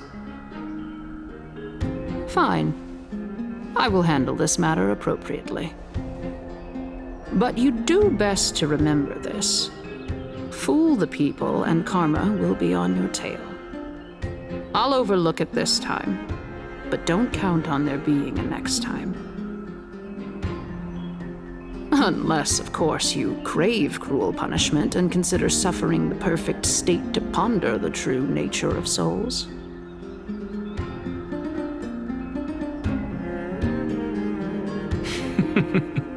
Well, what do you know? That happens to be one of my rare talents. We shall see, then.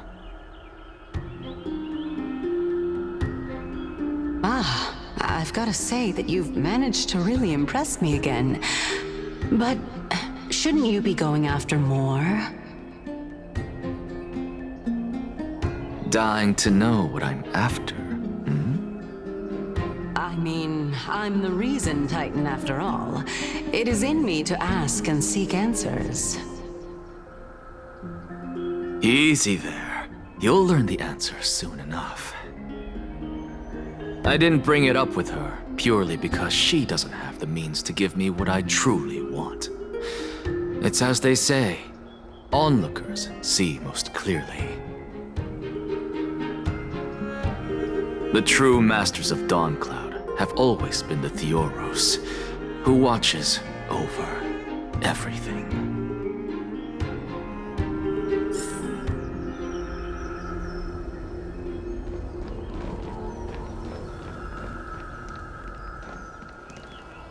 An expected visitor. Welcome once again. You know, you could actually skip all the pointless debate and come straight to me to seek an audience with Kefali.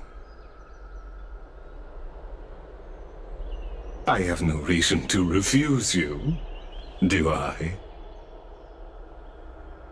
You may not, but Kindness has. Whoever gets hold of Kefali's core flame will get to rule over Akama. She's wary of me, so naturally I had to gain her trust. I would say that debate was not at all pointless.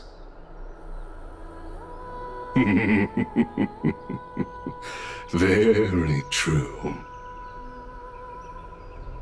In my view, this individual has gone to great lengths to get close to Kefali.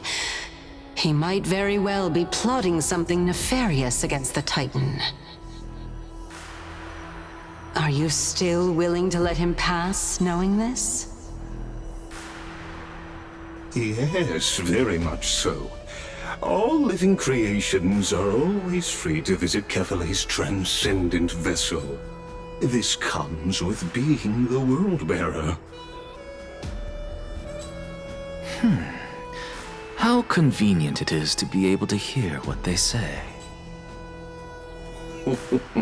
It is truly my honor to speak to a venerated Titan in person.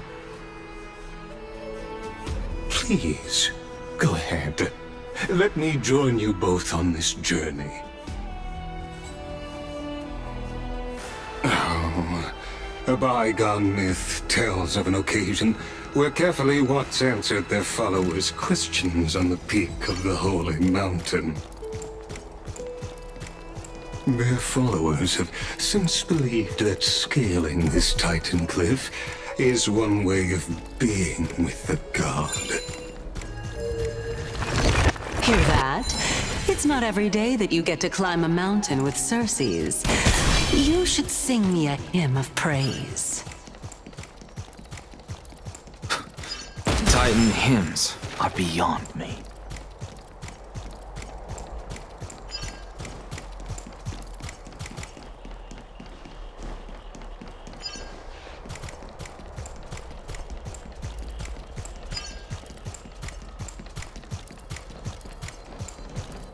Go on ahead.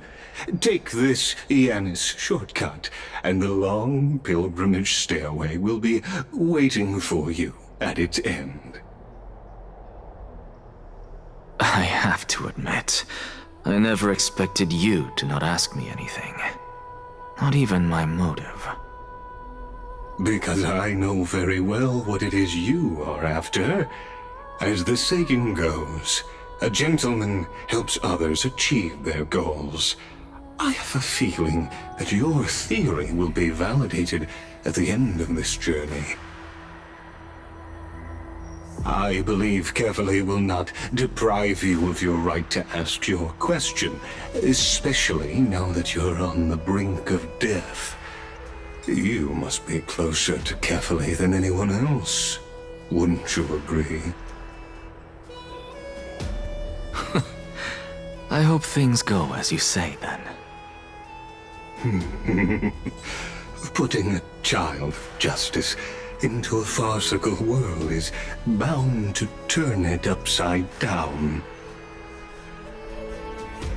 It is my hope that you bring a much-needed change to this world which is on the brink of destruction.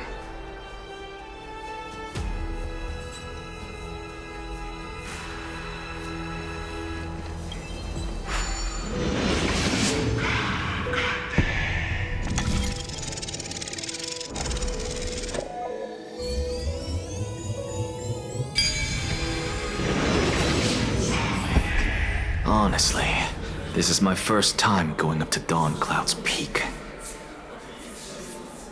What a splendid view.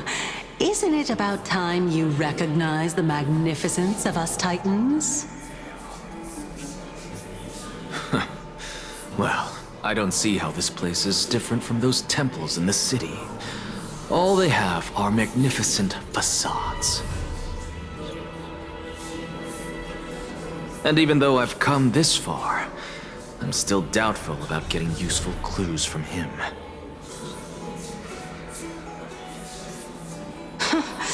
I must be getting ahead of myself to be expecting to hear something nice from you. Oh? Haven't you been in my head for some time now? It's high time you get used to how I feel about things. All right, we're just a short hike away from Kefali. No time to waste here.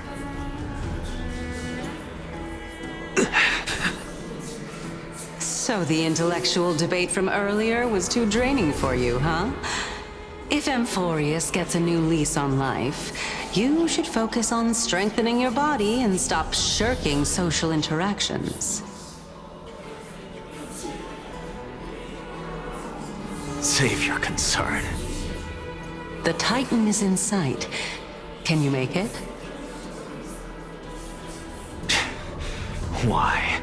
Are you going to carry me up if I were to fall now? I know how far I can go, so just hold your tongue and come along. Fine then. I guess I won't say any more. I'll just wait till your soul dissipates completely to gain control over your body. Wait. Is that... Cersei's? Hey, look at that. Huh? What should I be looking at?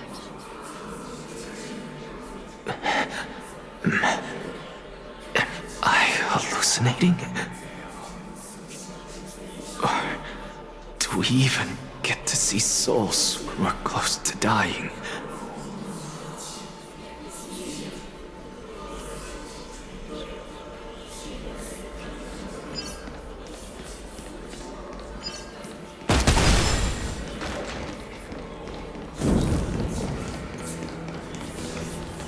Oh? Why didn't you bring your favorite spear with you on this trip, Nias? Nias. I know I've heard this name somewhere. It's unfortunate. The Black Tide destroyed every last inch of my calyx. How could that be? Even a creation of Georios, from their prized ores and molten fire, couldn't escape the fate of destruction? Hey, Sarces. Do you know a certain Nias? Nias? No, not that I remember. How did you even think up such a strange name? I just saw him. Nias. A warrior-like figure who was just chatting with you here. No, I have no such memory. Could you be hallucinating?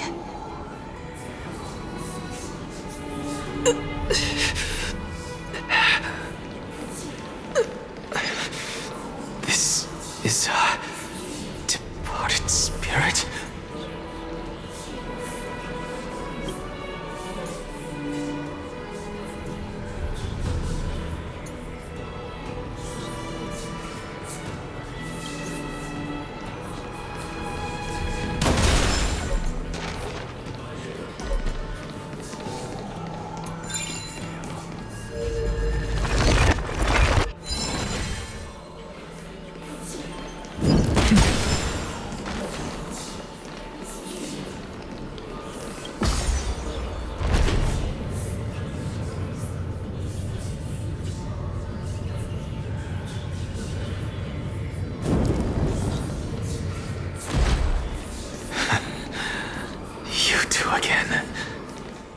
Enough about me.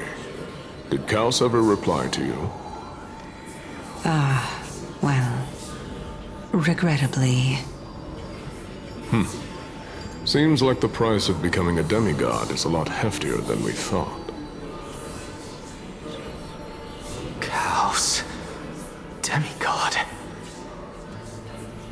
I've never heard of this person.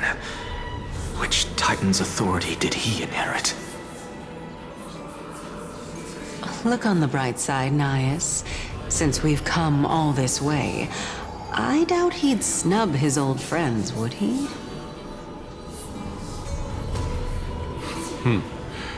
Let's just hope we mean as much as the world to him. Hey! Are you seeing that same hallucination again? Yes. It's still you and Nias, but you're now talking about a certain Kaos. I'm guessing he's one of your companions? Kaos? This name sounds just as strange to me. Never mind. I think I know what this is about. If things are as I thought, then they aren't hallucinations, but the souls of people. What? But if those are the souls of the dead, then what am I? Beats me. For all I know, you're just an illusion I conjured up in my dying moments. Let's just keep going. As long as I take in more sights and hear more stories. Know your limits. Wander too far among the dead, and even I might not be able to save you.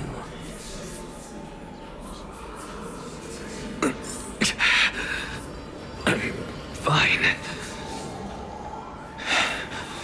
If this is indeed as I thought, then this will be very amusing.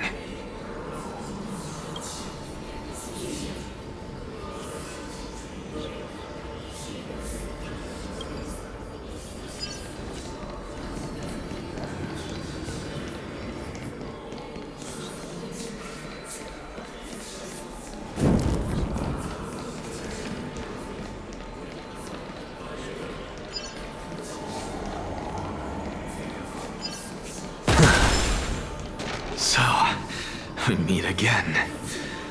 I'm sure you wouldn't mind.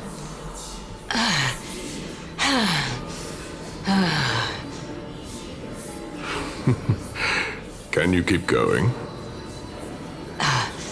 Of course. I'm just... If I knew we had to climb a mountain, I wouldn't have come along with you.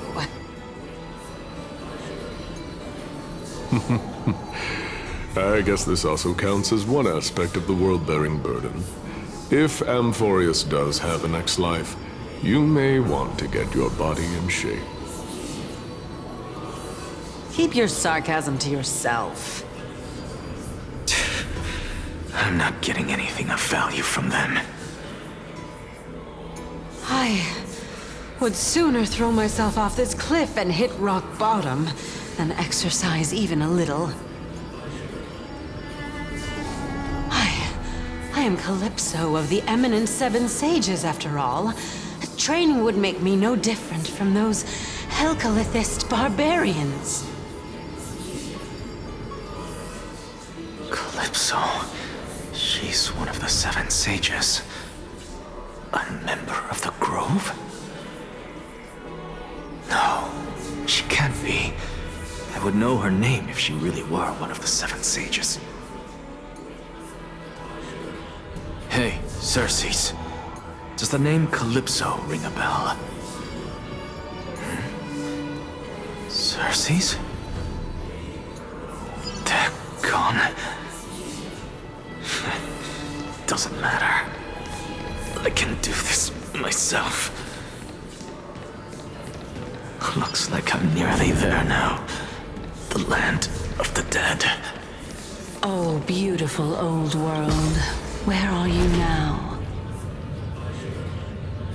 Oh, legendary era Chrysia, return to the mortal realm. Splendid gods once walked the paths we walk. Alas, all that's left of that warmth is a hazy mirage. Why are you chanting that too?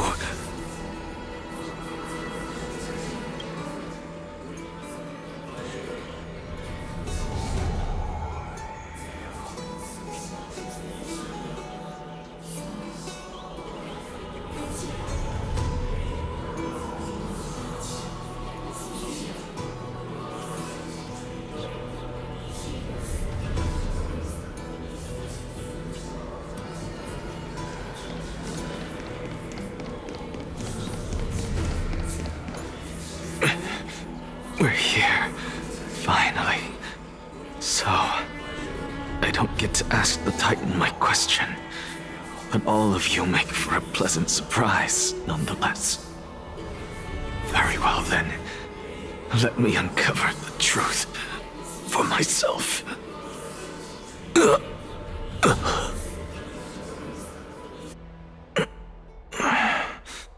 Did I still fail to make it in time? Huh?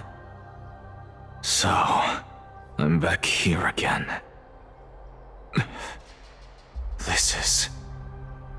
I can hear it. I hear it from the depths of the tides, behind the closed doors of the void world. A voice ready to tell me something. This time, the voice is a lot clearer than before.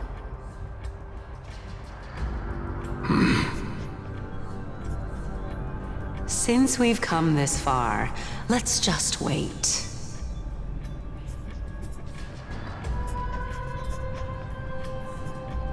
Lord Nias and Miss Calypso, are you both here to visit Chaos too? Yes, and we've been waiting for quite some time now. Regrettably, he hasn't answered us. The worst-case scenario is that he's already been overwhelmed and crushed by the world-bearing burden.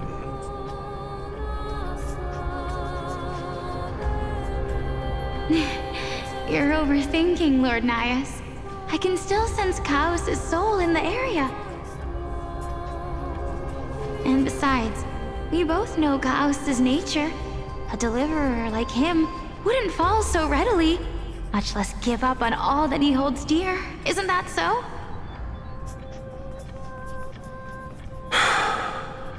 Yes, I have faith in him. That reminds me. Why are you making this trip alone, Polixia? Oh, my sister needs more time to make sure the flowers are fine.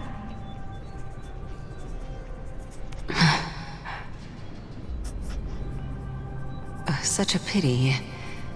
Both of you have hearts kinder than anyone else. Yet you are born only to take over Thanatos' divinity. Everything that I see and hear this time has left me shaken to the core.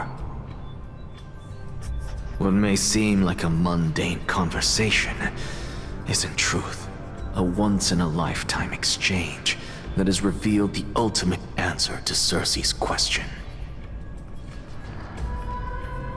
The conjecture has taken shape and must now be solidified into a theorem. Next, I only need to seek verification from Kefali. By doing so, I can answer Circe's question and reclaim my body. But no, I will not do that. That isn't important. Because another one of my conjectures, one that I have always dreamed of proving, has been proved right this very instant.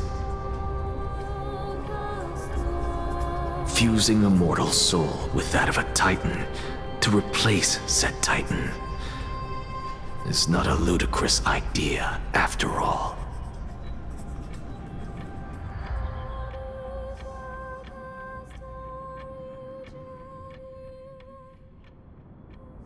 What are you thinking about?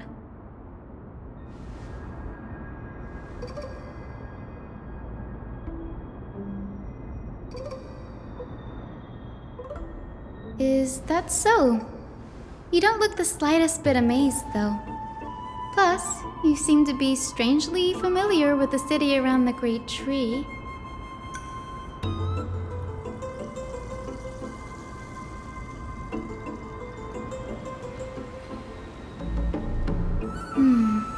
Events of the past, huh?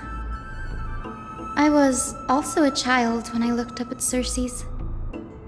Their leaves and branches reflected the sparkling stars, and their trunk was like a pillar that supported the sky and ground. I stood at this very spot back then, imagining the day when I could climb to the top of this tree, because I would be the closest I can be to the sky at that spot.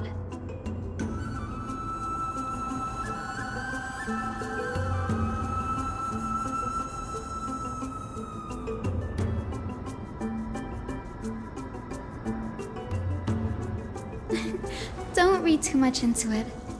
I mean, can mortals even hope to reach Aquila's realm? They're a strict and draconian god. Nothing like Circe's. Reason is willing to share what is theirs with others, but Sky only expects people to revere them.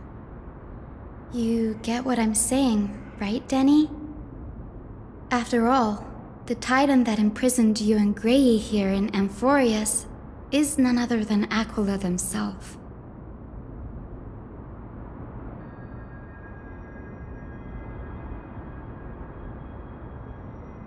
But there will always be people who dream of soaring towards the sky. The Grove has a wealth of research on Aquila, and that is exactly what we are here for. It's just, I never thought Grey would meet with something like that before we set off. As a physician, I should have been there by his side.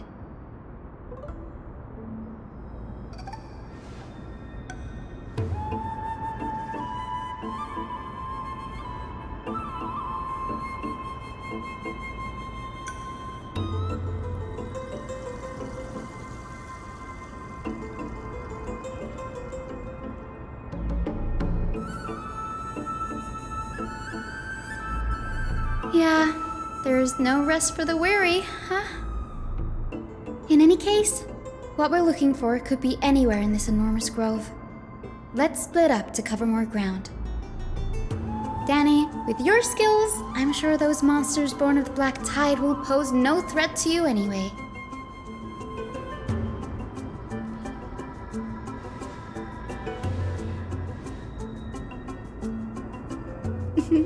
Have you forgotten that you're talking to the chief physician of the Twilight Courtyard? Have more faith in me. I'll be just fine.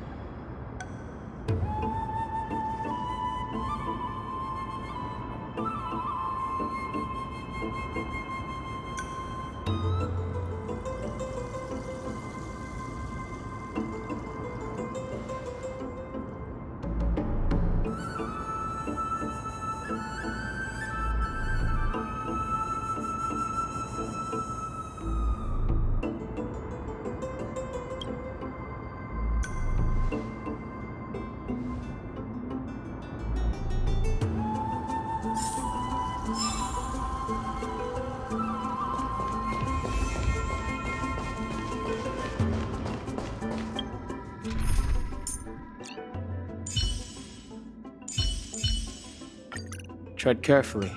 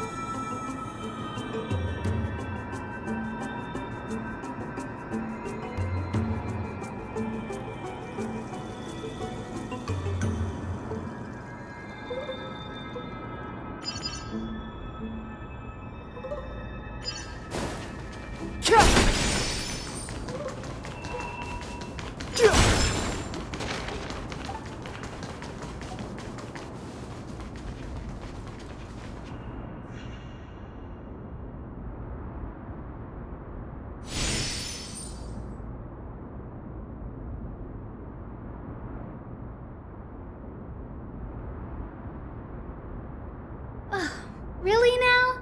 This is way more trouble than I could have asked for. Or you could sit back and watch.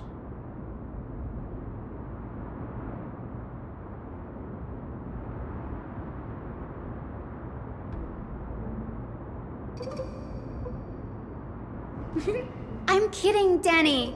Lend me a hand, pretty please? All right, now let's get him!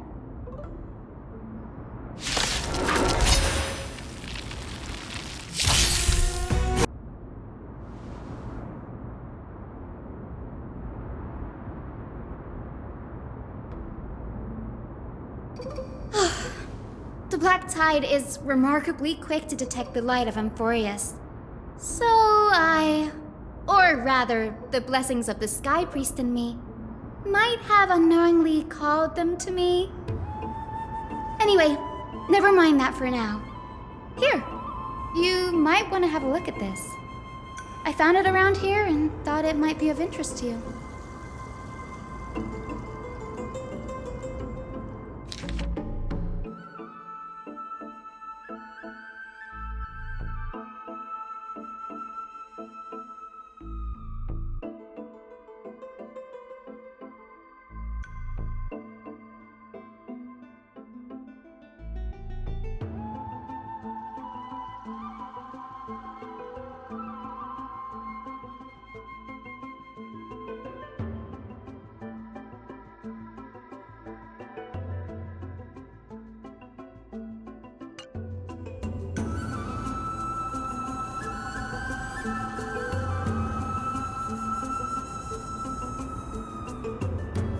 This is new. I didn't know Professor Anaxa was researching the sky. He's never mentioned anything about it.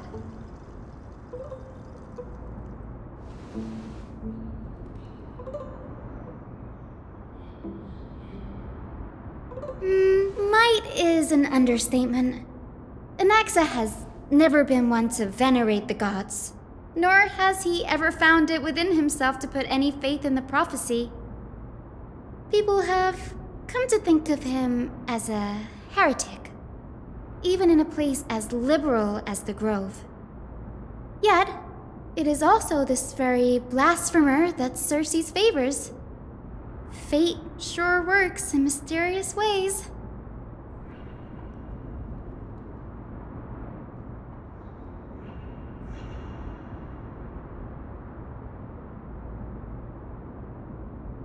Oh? Let me have a look.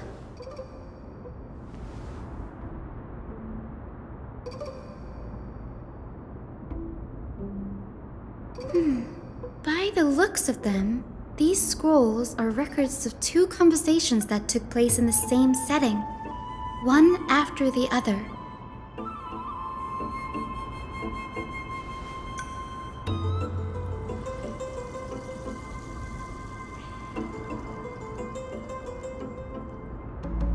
Sure, go ahead.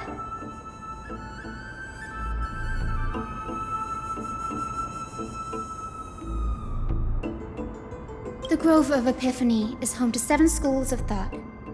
While all 7 schools are founded on the ideologies of Thalesis, the first scholar, each is unique in its own way.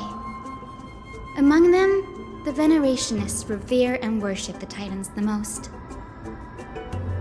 As the sage of the Venerationists, Euthyphro has always been at loggerheads with Anaxa. If we were to place the 7 sages on the scales of Talanton, Anaxa and Euthyphro would be placed on opposite sides to achieve balance.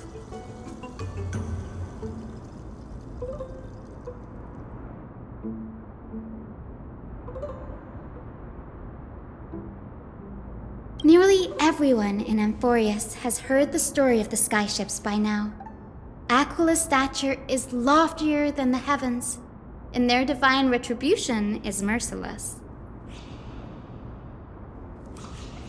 That's why it's no use building giant skyfaring ships. Oh, but I do wonder if a supercharged mini Treevee cannon could slip past their watch.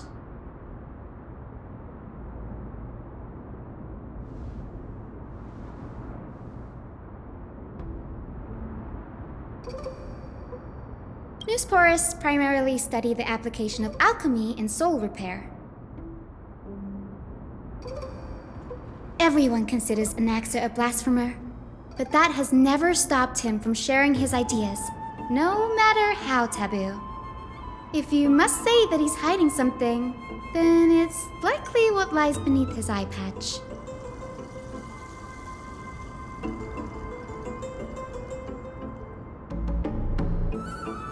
Anaxa often says that every failure brings us one step closer to the truth. Perhaps, to him, the crash of the skyship carries a different interpretation. The firmament is not impenetrable. On the contrary, it was precisely because the skyship represented the first step toward breaking free from the shackles of the earth that it provoked the wrath of the Sky Titan and brought divine punishment upon itself. It's a shame that the majority of the Grove's research on Aquila was headed by the Venerationists, with sacrificial rituals making up a predominant part of their findings. Discourse about more esoteric subject matters in relation to Aquila dwindled even further after the skyship incident. So much so that even this scroll is completely new to me.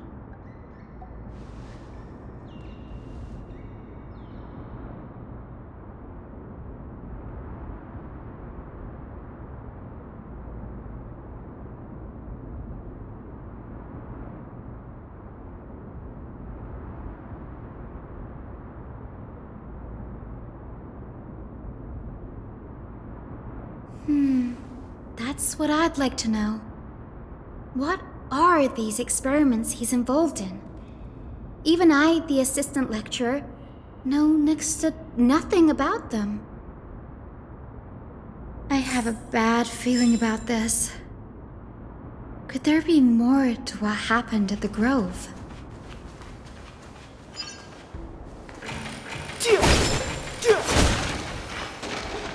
This is the Library of Philia, a place where the Grove stores its collection of tomes. Other than books written by the 7 schools, you can also find philosophical texts, ballads, and religious writings from the Outlands here. Cities that desired to learn from the Grove were apparently expected to contribute knowledge of equal value to what they sought. We've had more than our fair share of hilarious episodes over the years. For instance, It's said that the Erythrocheramists once borrowed a manuscript from a certain author, but ended up returning a copy instead of the original. What's more, the original manuscript was supposedly then hidden here.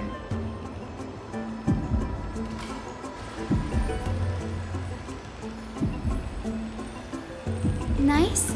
No need to hold yourself back, Danny. You can just tell it like it is. Their behavior was no different from bandits.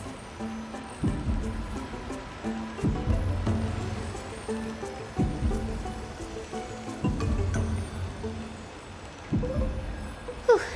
You've got me there. Some said you couldn't even find a dictionary in Castrum Kremnos, so I guess they were spared. There are too many books in the Library of Philia. Flipping through them all will take too long. Why don't we use the Biblioslate to search for the texts we need? We can bring them back to Akama for reading after that.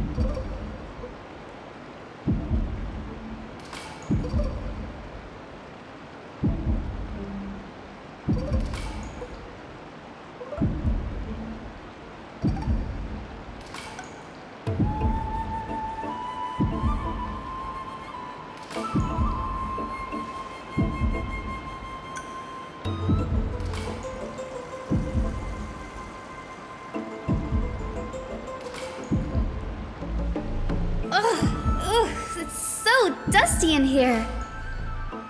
Whoa. Are these all complaints about him? I can already see what they must have written. Anaxa has no respect for the gods. His very existence undermines order in our society. There are probably all things like that.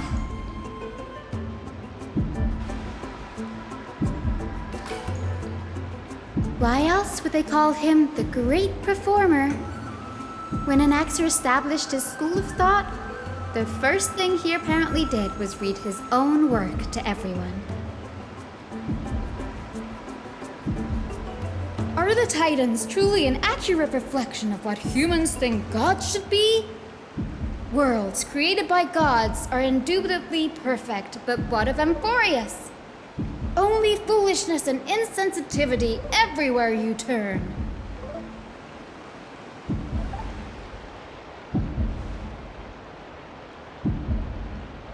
They marched him straight to the seat of judgment before he could finish. Though what he took on in the end was more of a debate than an actual trial. He had to address every one of the scholar's allegations, or face expulsion from the Grove.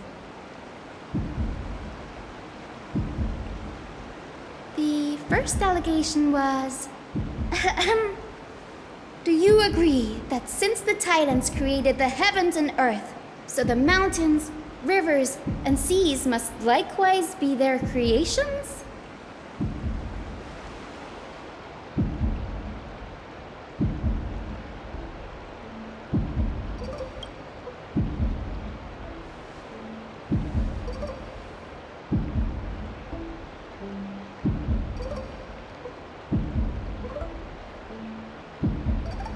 Anaxa would have probably been spared a lot of trouble if he had answered this way. Instead, he quoted past instances of the Flame Chase journey and posited that humans have the potential to take over the divinity of Titans. Needless to say, his critics didn't take kindly to his answer, so they followed up with a second allegation. You claim to be studying souls, yet you are, in fact, defiling them and committing acts condemned by the gods. Do you admit it?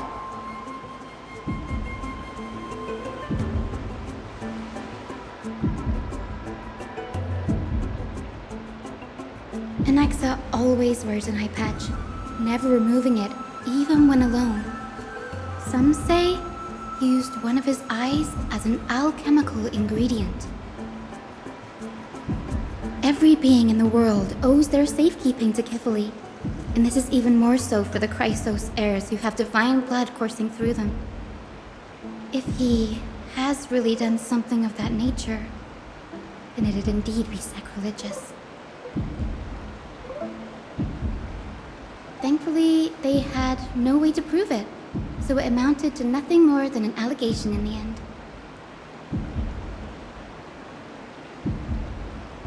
One by one, Anaxa engaged in wars of words against those who would challenge him. Toward the end, a scholar asked him, "Anaxagoras, have you any respect for the gods?"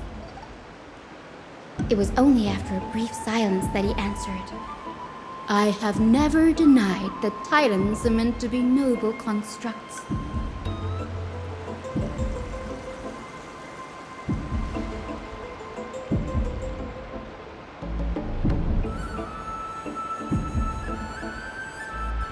Yes, I'm not sure how that controversy was eventually resolved, but what's for certain at least is that Anaxa was allowed to stay in the Grove where he continued his research, despite being regarded as a heretic. By the way, this stack of complaint letters has reminded me of a place in the Grove. We may find clues there that aren't on the teleslate. I'm talking about Anaxa's alchemy lab, hidden between the cornerstones.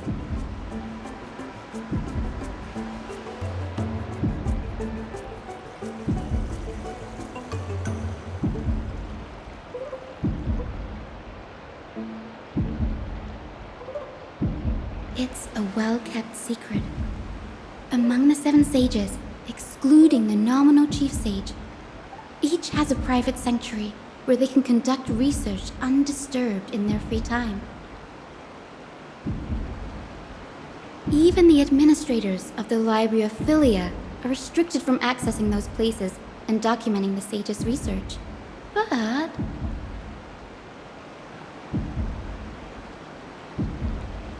with the Grove in this state, I'm sure Anaxa won't be mad even if we sneak into the lab for a short while. Right?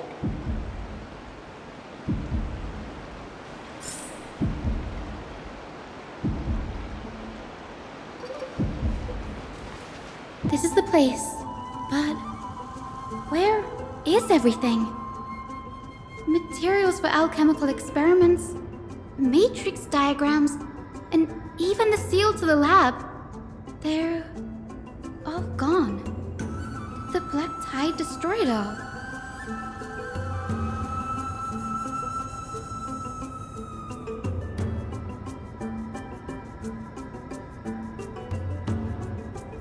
No, not even close. Not only are alchemy experiments high-risk activities, but Professor Anaxa also has a penchant for using bizarre materials. Students often saw him walk in looking right as rain, but come out covered in soot with his hair singed. Naturally, no one dared to come near this place. Huh? That bookshelf over there seems to be the only thing still intact.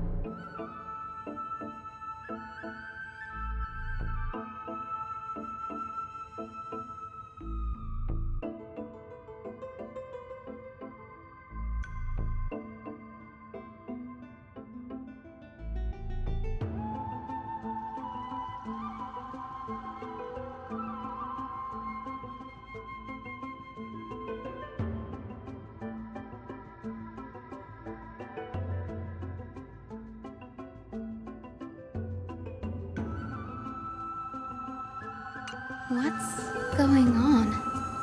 Anaxa is conducting research on our friends in Alchema and... me?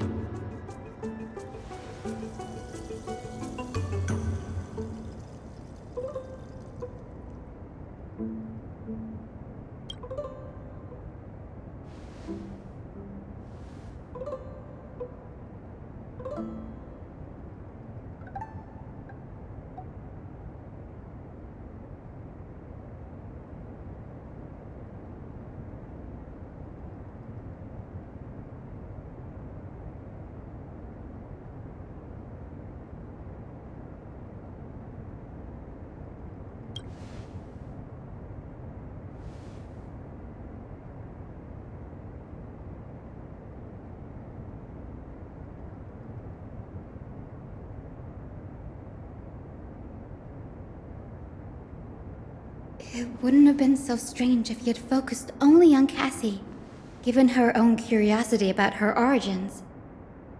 Plus, considering that the new sporists have crafted omnipotent medicines capable of curing diseases, it also makes sense that he would conduct research on immortal Chrysos heirs. But now, it seems Anaxa's objective was never to create medicine, but to identify the origin of the golden blood and figure out its inner workings.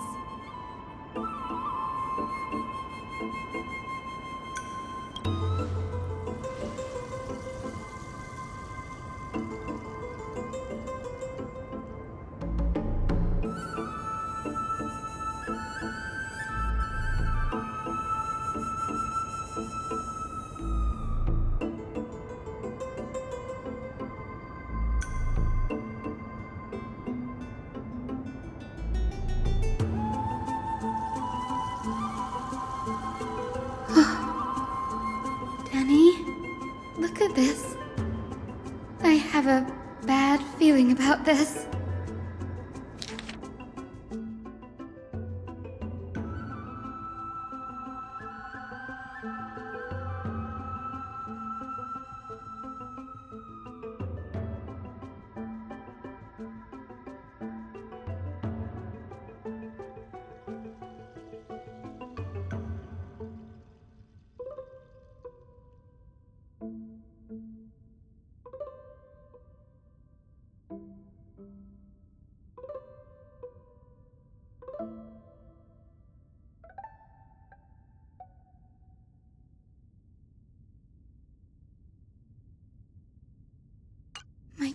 fear.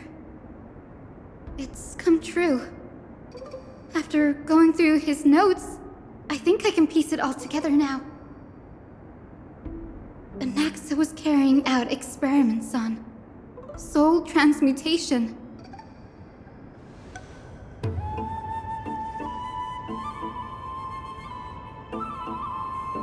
Yes, this is what he was secretly conducting research on. Something he had to keep hidden from others. Compared to his public speeches, this is the real blasphemy.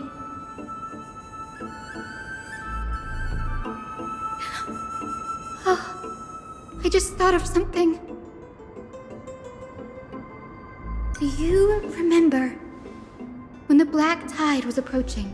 The Grove had planned to send Circe's core flame to a safe place.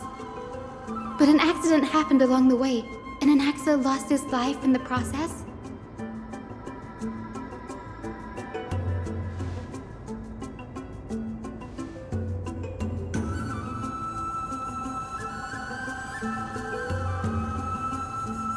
That's right.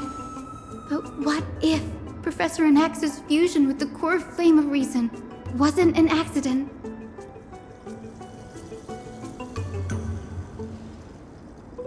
Put yourself in his shoes. Knowing that the black tide was closing in and your time was running out, what would you have done?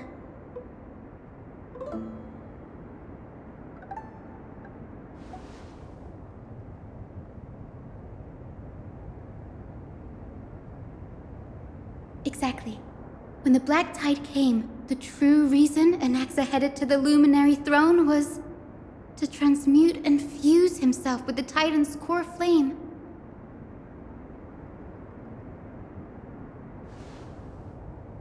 No. Judging from how he reacted after the event, the results came as a surprise. Maybe he failed to consider the possibility that Circe would make a similar decision. The manuscripts detailing all the alchemical formulae have been taken away. His research is still ongoing.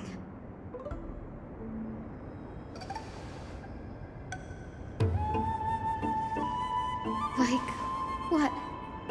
There's only one Titan left in the world now. No. No way.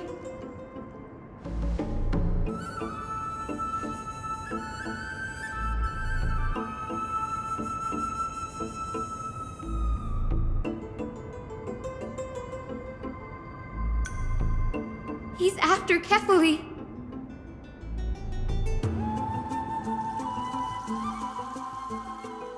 Sir, this sky above us, it's not real, is it? Of course not. This is just an image from a projection device used for educational purposes. A simple trick. The day-night cycle has been lost to this world, so that students like you may still learn about the night sky. Astronomers have harnessed the Titan's miraculous power to manipulate the light, projecting the nights of the past here for you. Much like how the sky above the Holy City is also illuminated by Kefali's dawn device. So, the skies of Akama are fake too. You mustn't conclude that, Anaxa. You should know that only a child would expose a trick and be proud of it. Often people know more than they let on. They simply choose to feign ignorance because they have no other choice. Then they're just deluding themselves. People believe in Kefali's tale of Genesis, accepting wholesale whatever the priests preach. But we're different. We've already walked out of the firelit cave of ignorance. We have already realized that we live in a world where Titans make the rules. Even when we look at the sky, we're only seeing what they allow us to see. rather than gazing at this mockery of a night sky fabricated by them for the rest of my life. Why shouldn't I be the one to take control of the projection device instead? So much time has passed since you sowed the seeds of doubt in my heart, child. Many a night, I find myself penning down all my theories and wild ideas, only to burn them to ashes when I open my eyes in the day. Why? Because we'll face death by burning if word gets out? As a sage of the Venerationists, my soul has already become inextricably linked to the great tree. Every word I say and every move I make is certain to influence every leaf, every branch, even the tree itself. But above all else, my days are numbered. Instinctively, I have my doubts about the golden blood and the human soul, yet I have no means of verifying them. The golden blood in my veins is woefully thin, and I am loath to waste what little time I have left obsessing over a hypothesis that cannot even be proven in the first place. But I can, sir. I can do it for us. The time is right. Give me all that I need, and I shall accomplish this grand feat on your behalf.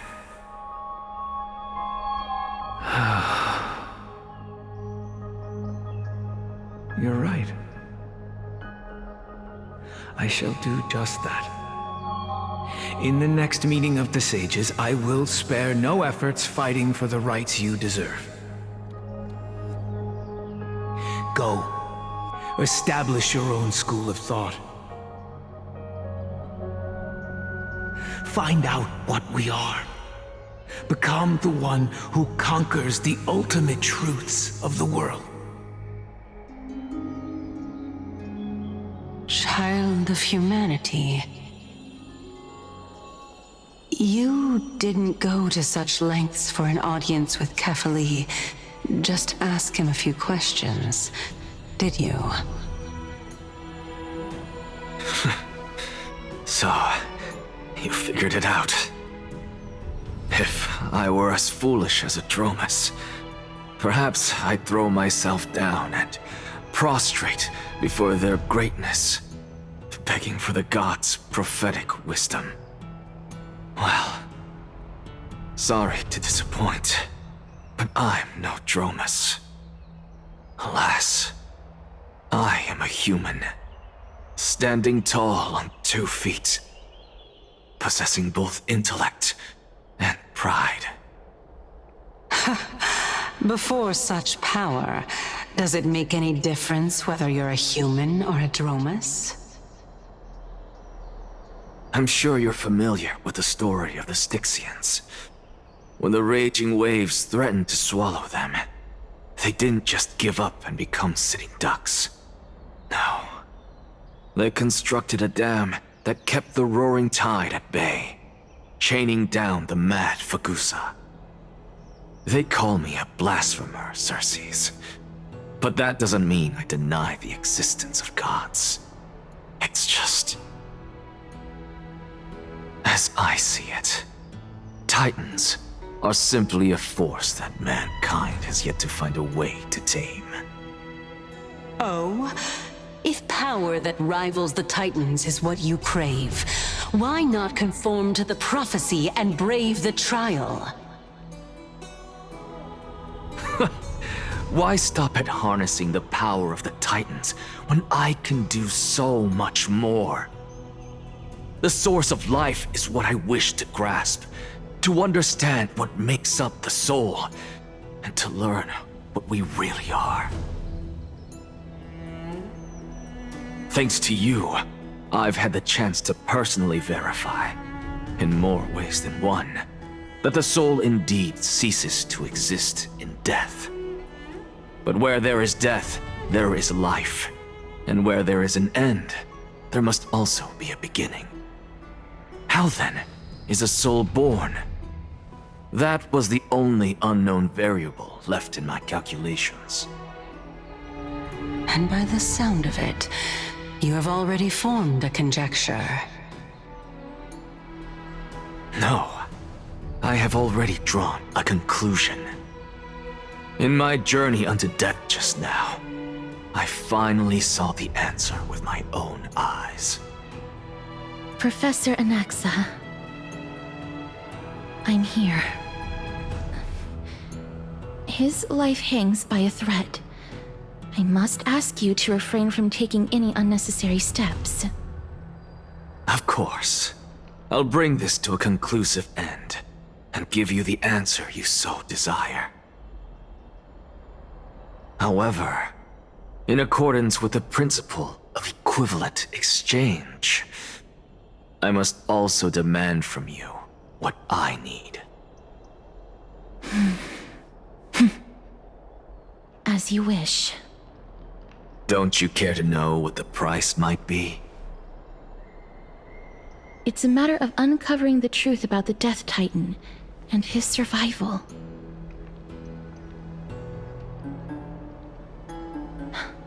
This may be the only time I can ever save someone's life. There is no need for me to think twice. I see. In that case, let the show begin. Indulge me. Am I correct to say that you intend to prove Thanatos' whereabouts and prove the nature of our existence now? Before I begin, I must confess I had been stuck in a cognitive trap all this time. As unrelated as these two propositions may seem at first glance, they are in fact logical equivalents. They are merely two different ways of telling us about what the soul is at its core. The reason I say this is as I've mentioned earlier. The answer was hidden in my journey unto death. Anaxa, you were in the Netherrealm? Yes, I am but a living dead man now, but that's not important. What truly matters is, I overheard a conversation between heroes. That's not all. Remember how I said you were a part of that conversation too, Circes? And I've told you that I have no recollection of such an event. That was likely just an illusion conjured up by the mind of a dying man.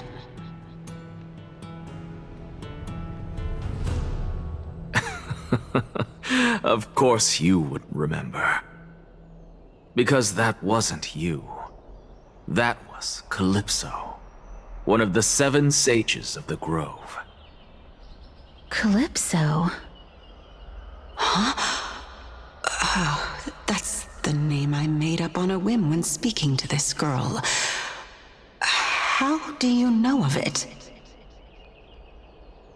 And surely you jest. Don't you think I, of all people, would know if that were the name of one of the 7 sages under the shade of my tree? Don't you claim to know the Grove's past like the back of your hand? It seems you've lost even the memories seared into your soul. Use your head, Circes. Since all of this took place in the realm of the dead, it stands to reason their likenesses are of souls from the past. The living cannot step foot into that world, so who could they be? Think about Calypso. Why does she share your likeness, yet you have no idea who she is? The answer is evident, is it not? Those fallen heroes are the mortal incarnations of the Titans before their ascensions to godhood. The gods aren't master creators born out of thin air, and they are no different from humans, because they all evolved from one.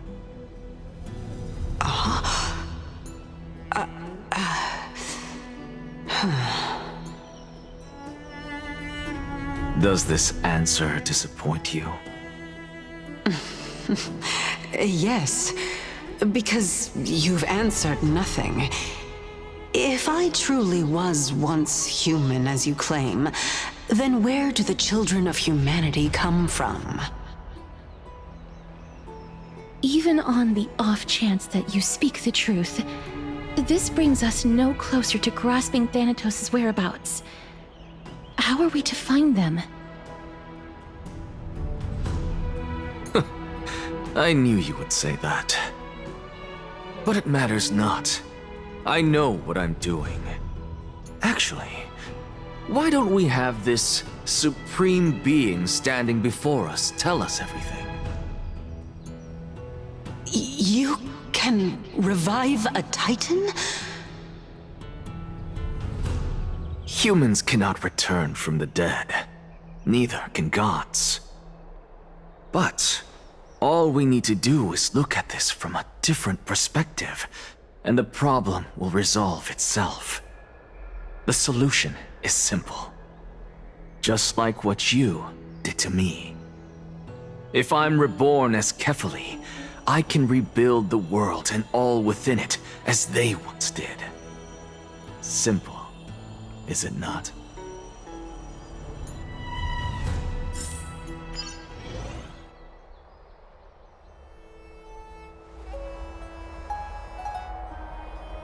I have news from Hyacinth and Dan Heng. Anaxa might be trying to do something with Kefali's divine body. Kefali? But what could Anaxa want? Is the Council of Elders going to sit around and let such a sacrilegious act unfold? That is not possible. He is indeed the great performer, capable of fooling anyone and everyone with his tricks.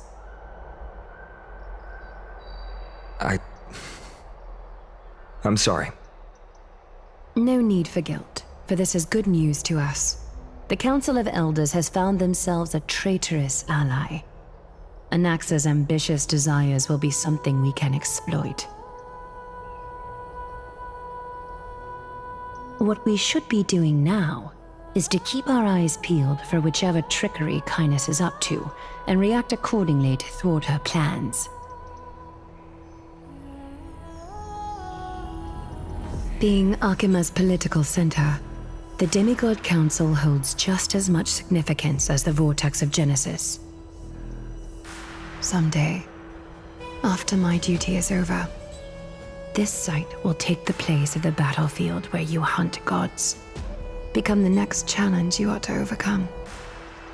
Till then, it's best to get used to this place as soon as possible.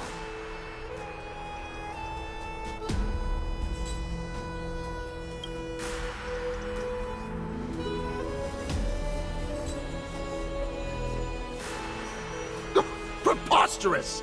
The Christos only have their standing because of the Council of Elders! How dare they trample over it!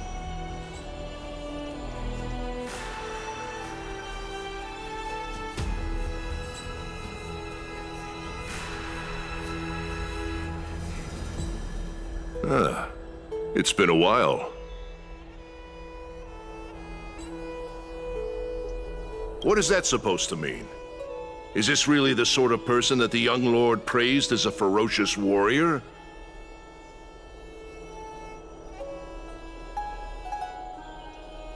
It has indeed been some time, Lord Krateros.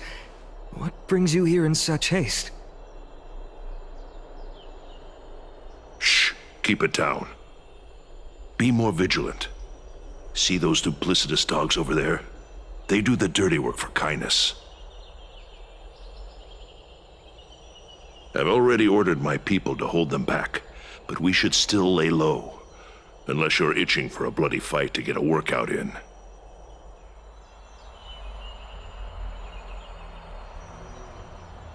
My bad. So, did something happen? Did you hear thunderclaps last night?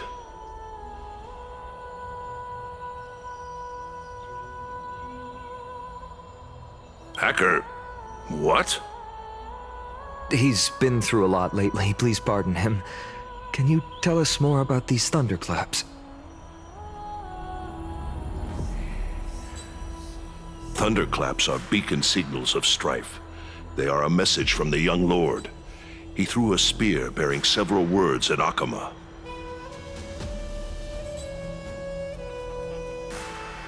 Watch out. The Flame Reaver is back.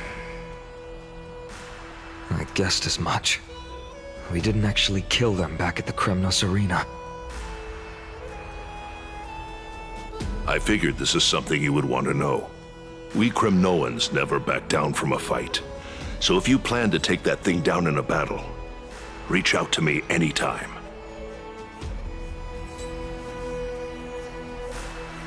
You have my gratitude. I will let Aglaya know about this right away. Remind her to be on her toes while you're at it. That vicious kindness has been unusually active lately.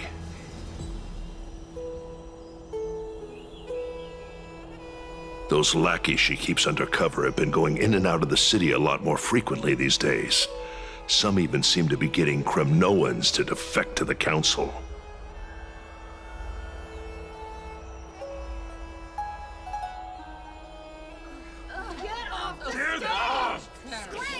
How dare you! Don't place that!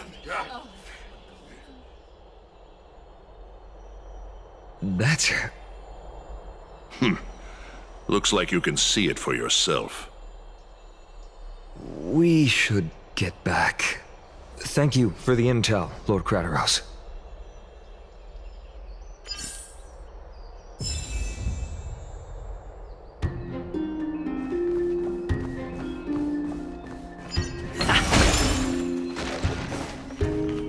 By Catholic into Lenten above, as the Theoros I have observed. Virtuous citizens of Akama, Finan Vides, Elysiae, and the Outlander are heading toward us.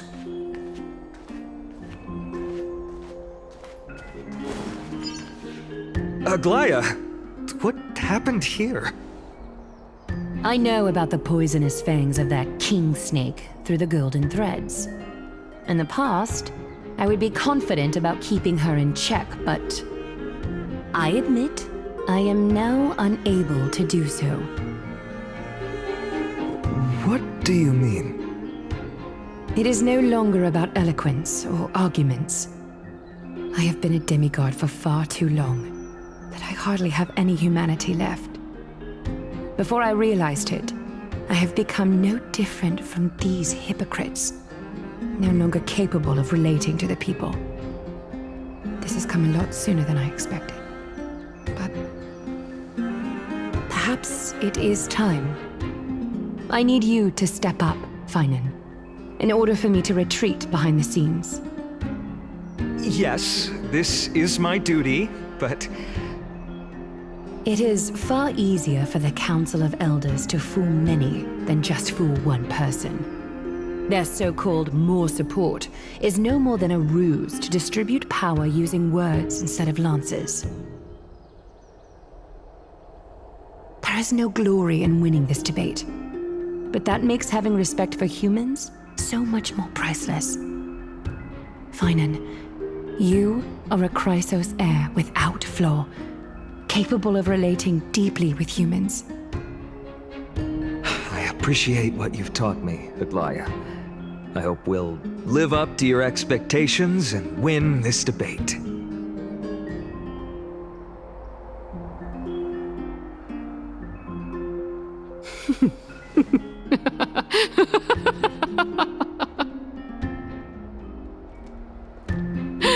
Oh, you've done well, Lord Calictus. Let me take over and personally close this debate for today.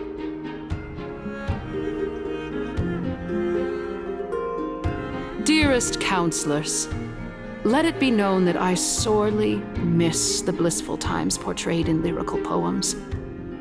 Back then, Amphorius was home to nearly 1,000 cities, each with their own local faith, while gods walked the earth and shared close bonds with humans. Yet, in the present, people from all over are forced to leave their homeland to seek refuge in the holy city, where they hope to rest under Kefali's protection. All of us have long been in the same boat, with no way out of this plight. We didn't have a choice in the past, but now, the Council of Elders brings to the table a new possibility. All I have left is one question for you. Would you rather strive toward the unheard of Era Nova, or return to the prosperous Era Chrysia of our past? Make your choice. Now, which of the two would lead mortals to an ideal future?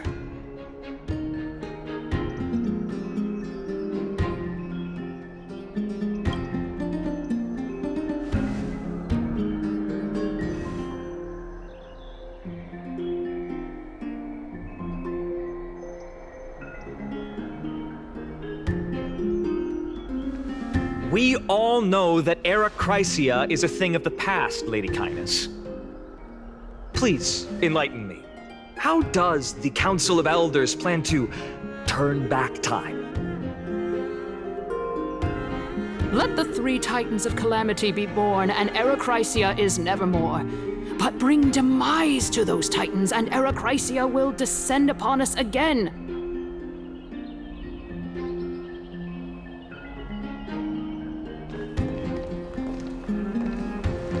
Know that the Council of Elders is never one to make empty promises. Look at who we have on our side. Anaxagoras, one of the Grove's 7 sages, and Castorus, Idonia's goddess of death. With the help of these two heroes, I can promise all of you that Era Chrysia will exist once more.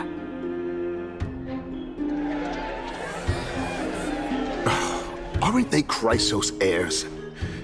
They're supporting the Council of Elders instead? It's clear from the start that these heroes do not get along well in their group. All the more proof that Aglaya isn't fit to speak on behalf of every Chrysos heir.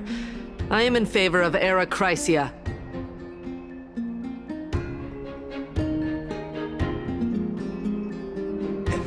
Era Chrysia! Era Chrysia! Era Chrysia! Era Chrysia! Era Chrysia! Era Chrysia! Era Chrysia! Era Chrysia!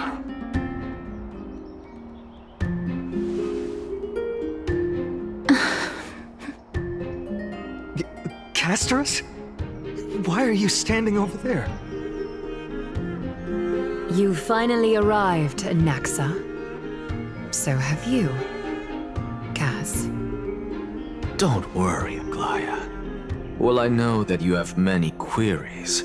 Could you continue to converse like how the citizens normally do? Tell me, dear citizens, if we successfully retrieve and return Thanatos' core flame without anyone passing the Death Titan's trial, what would happen next? The answer is simple.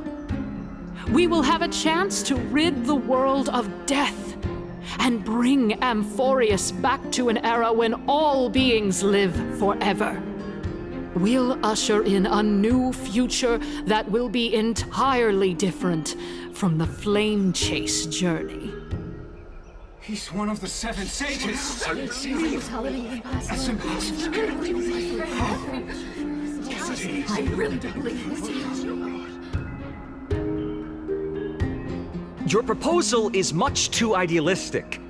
As long as the Black Tide still exists, how can we go back to the old days? Remember what I previously said? Kefali's core flame is guarded by the secret power of the Council of Elders. Plus, Pagusa's water curtain will be able to block out any external perceptions. Tell me, dear citizens, have any of you ever seen even a glimpse of the threat that this person is talking about anywhere within the walls of this majestic holy city?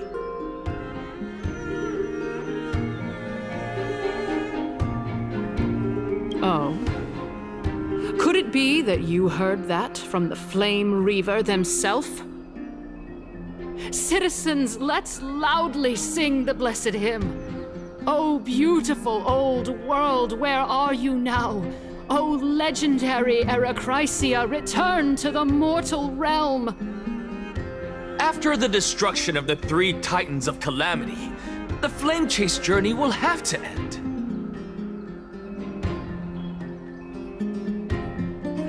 Erechrysia! Yes! Yes! It has to end! It has to end! It has to end! It has to end! This is bad. The masses are now totally riled up. Anaxa, pray tell. Everything that you've mentioned hinges on the premise that we can find Thanatos' existence, right? Thank you, Lady Aglaya, for still caring about this city. However, dear citizens, we are truly fortunate and blessed. For Castorus, Idonia's goddess of death, will surely find Thanatos under my guidance. What?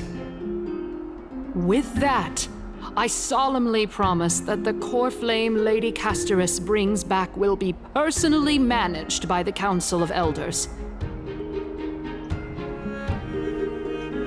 Thereafter, if we are able to garner the support of all of you at the Citizens' Assembly, we shall spare no effort in ensuring that the Erechrysia will return to our world once again.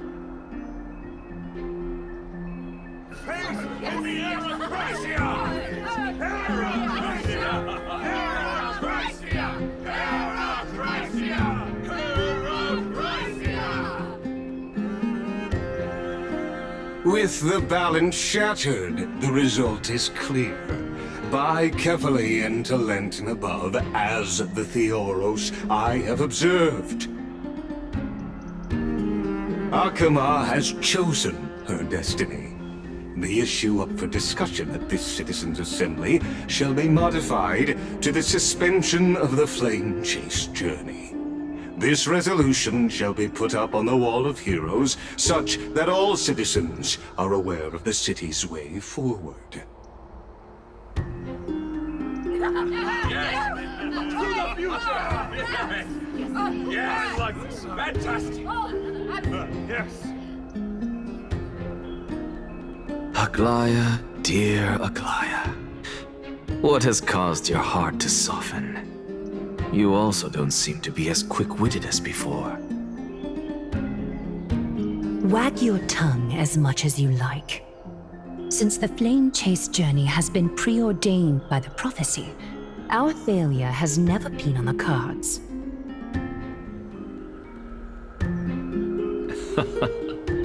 Well then, I guess we'll find out if that's true at the Citizens' Assembly.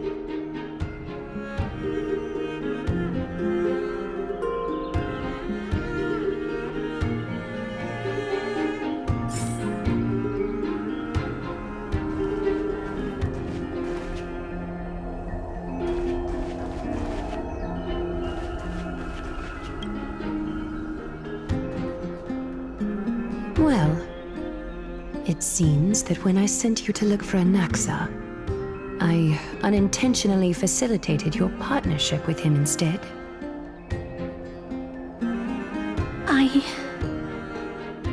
My apologies, everyone. I know that you have many questions to ask me. I will answer them to the best of my knowledge.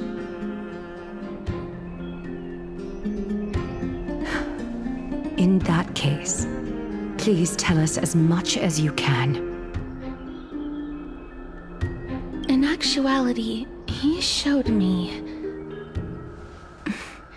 a past that was both long and heavy. The reason I say this is as I've mentioned earlier. The answer was hidden in my journey unto death. Naxa, you were in the Netherrealm?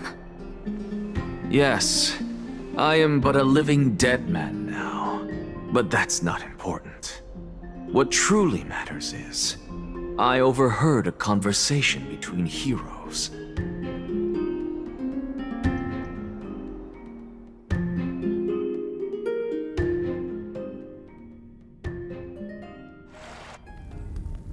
Have you heard of this tale before? A tale about the ocean god's treasured pearl, our hometown. It was a seaside town which enjoyed the ocean breeze and glorious, peaceful times, thanks to the wisdom of its ruling queen. Until one day, an evil dragon descended upon the town. Its wings were large enough to blot out the sun, while its claws were sharp enough to rip the waves apart. It barged into the tall tower and devoured the queen's beloved daughter. It even settled itself in her bedroom, like a tyrant king. The queen assembled 300 warriors who managed to subdue the evil dragon by chaining it up. However, when the queen slit open the dragon's belly, she realized that the princess had long since been digested, and all that was left of her was a pile of bones. Devastated, the queen wept for several days.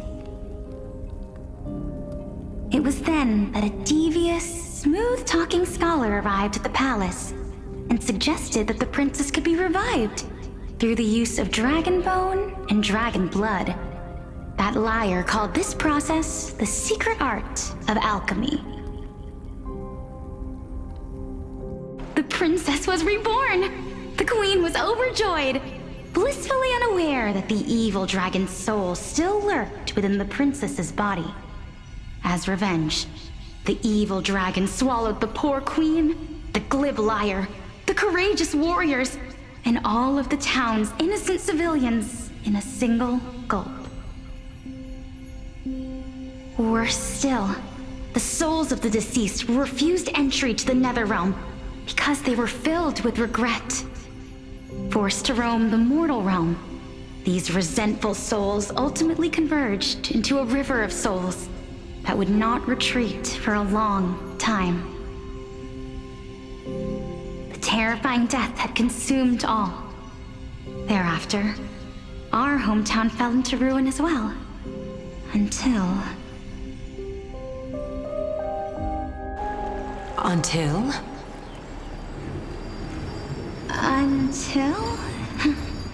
Actually, I don't know what happened next either. Oh, my... It seems that you still like to whet people's appetites even after all this time, Pelixia. So, according to your story, this is how I used to look? It's practically a mirror image. And yet, what exactly is this? A miracle that I created with alchemy. As for what it is and how I was able to accomplish it, I'll keep the answers to myself for now. Oh, my goodness. Is this cliffhanger really necessary?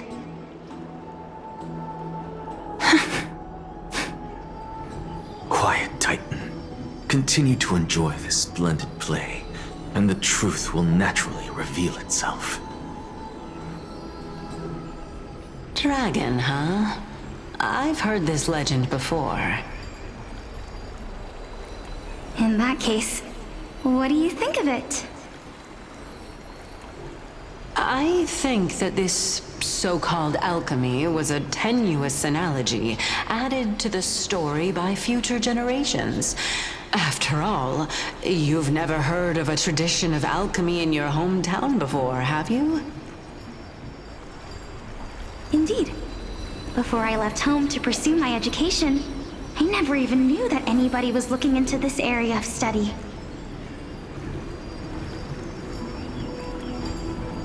Therefore, we can just treat this tale as a fable told to young children. A fable, you say? If so, what moral is it trying to impart to the kids? I guess it might be the concept of equivalent exchange? Oh? I thought the moral might be closer to something like honor the dead. Huh. What? At a loss for words? No, I merely realized that we're both thinking of the same principle. If life is priceless, then there is hardly anything else in this world that is of equal weight to it, right? Indeed. As expected of the wisest scholar in the land. You flatter me. Why don't I ask you a question as well, as a form of equivalent exchange? Of course. What is your question? If I imparted my knowledge of the art of alchemy to you, would you use it to resurrect someone you loved? What? What kind of strange question is this? I got it. You're just trying to get me to tell you whether I like anyone, right? Let's just leave it at that. That was rude of me. Yes, I would. Oh? Death is inevitable. In the days to come, I'm certain that someone whom I cherish deeply will leave me for good. If such a mighty power really existed, I think I would use it without hesitation. After all, you, me, and the rest will all have to face that fateful moment eventually.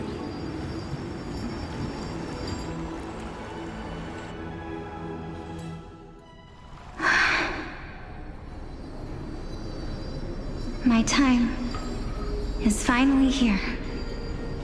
However, perhaps because of my firm belief in the immeasurable value of life,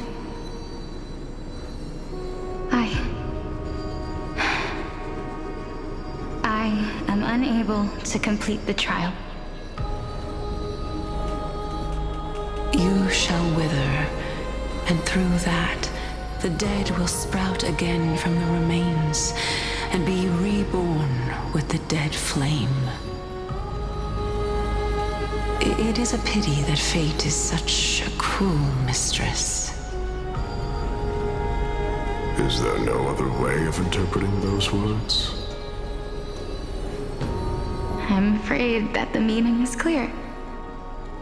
Between my sister and me, one must pay the price. Our trial can only be completed when the one chosen sacrifices her life.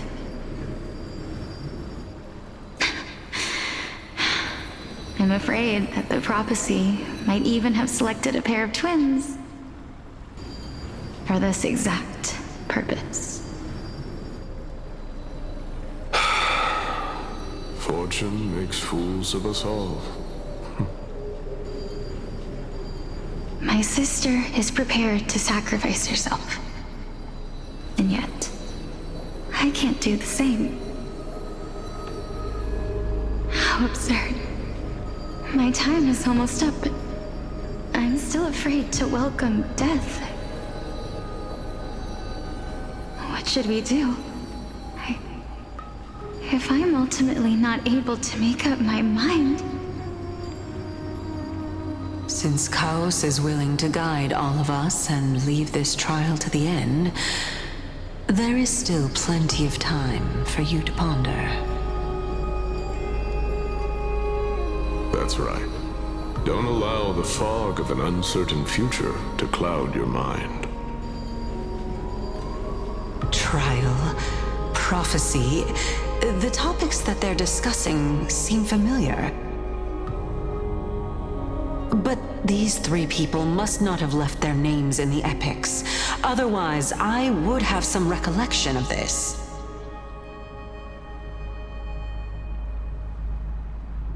Amphorius's history before the Titans were born was complete chaos. Is that not strange by itself? I have long held 3 hypotheses about this. However, let's continue watching for now. Calypso, Polixia, and this warrior. I seem to have met him somewhere before. Regarding this matter, Nias, are you confident that you'll complete your trial?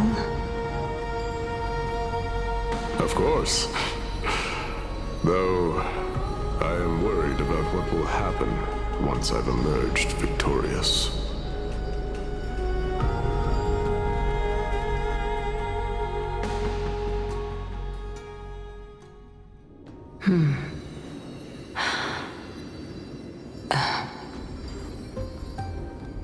Looks like you have made up your mind. Yes, this is the safest course of action.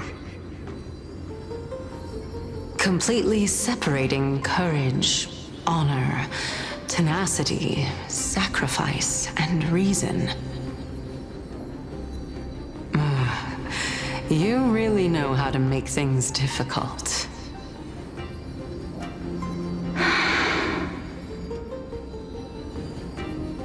Please, young lady, witness my fall and demise. Lady Calypso, you shall host the soul-rending ceremony. I do not understand. Why would you dare to sacrifice yourself for a future that you won't get to witness? Because this is our destiny. The power that resides within me is so intense that I will one day be engulfed by it. Furthermore, a valorous death before glorious return has always been the path I chose to walk. A journey I began long ago. If your sister or Chaos were in my position, I believe they would make the same choice as well.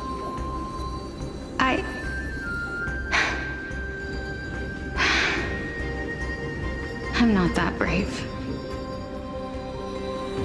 I don't know how I'm supposed to face such a serious affair.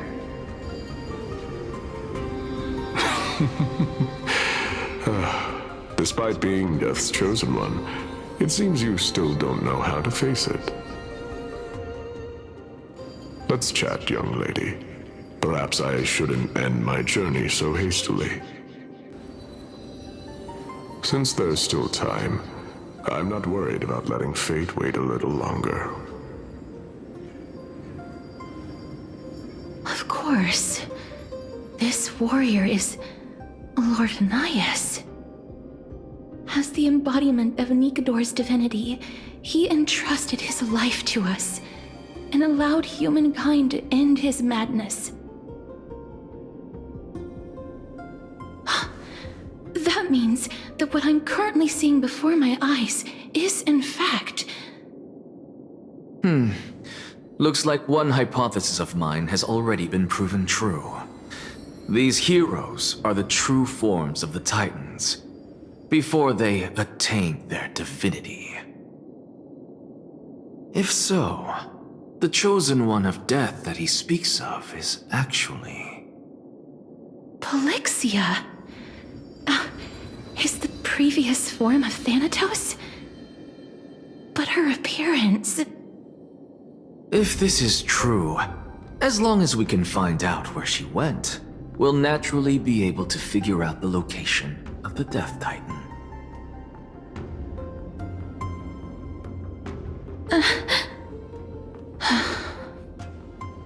But before that, we first need to witness what ultimately happened to Lord Anias.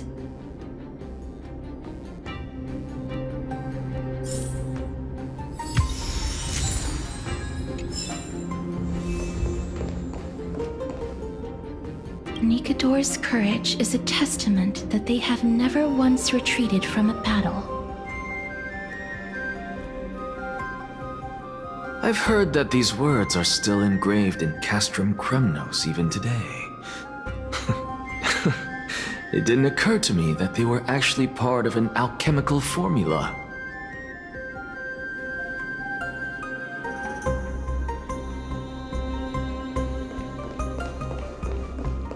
Sealed within this statue is undoubtedly his sacrifice. They use their own body as our city walls, keeping out and protecting us from the pervasive spread of madness. They are acutely aware that if the end times were to arrive, there would be nothing left in this world to conquer.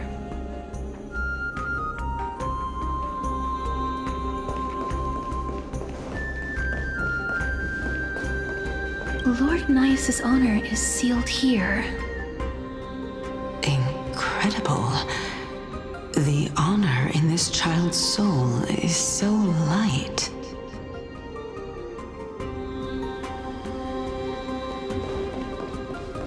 I believe that his tenacity is sealed within this statue. Before we fought Nikador, we also released it from the stone statue.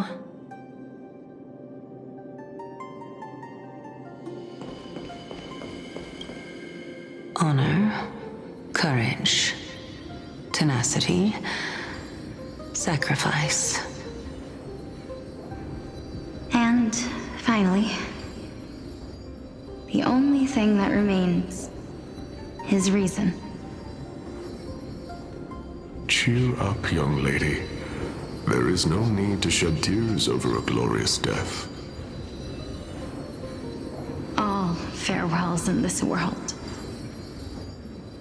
are sorrowful, Lord Nias.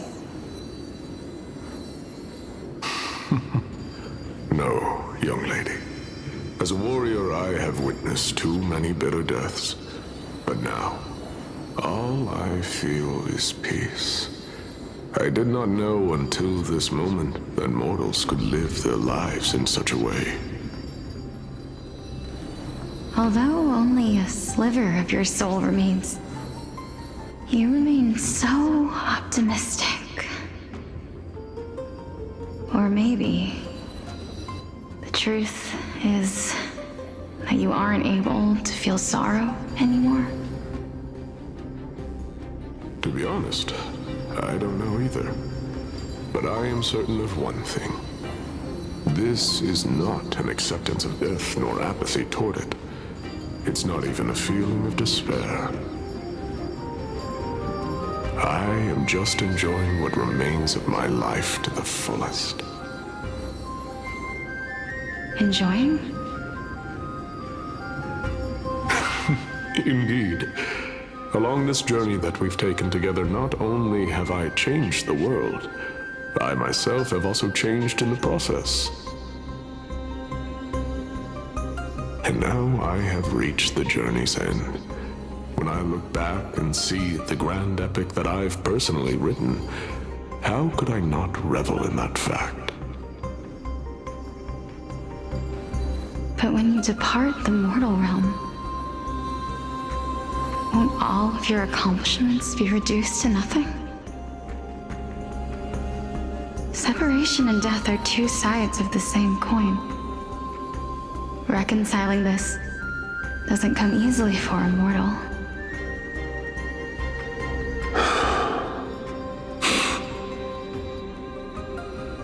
Finally, let me recount to you a story of mine, young lady. The first time I returned from the battlefield, I felt extremely hollow. The calamity had devoured everybody on the battlefield but me. When I returned to the city alone, the citizens held a banquet for me that was far from pleasant. I felt as though I was still on the battlefield, and the person who had returned was nothing but an empty shell. It was late into the night by the time the banquet ended. My head still reeling, I returned alone to the barracks. On the way back, I encountered someone. It was a crazed scholar looking at the night sky and muttering to himself by the side of the road. Although I tripped over him and fell, I wasn't angry in the slightest. And maybe because I saw myself in him, I inexplicably asked him a question. Do you think that it'd be better if we just died on the roadside like a couple of stray dogs?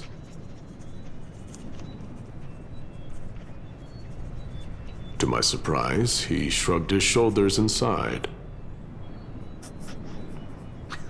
How does someone who is currently experiencing death, dying and living, afford the same amount of bliss?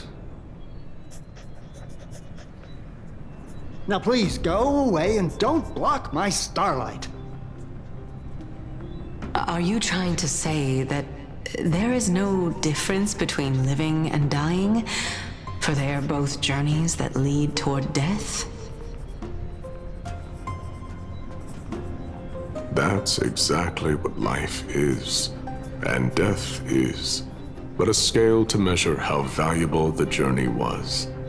Journeys and epics are only glorious and magnificent because all things eventually fade to dust. Therefore, young lady, don't detest your fate. Instead, willingly and respectfully embrace it. The embodiment of strife, telling me about the majesty of the world.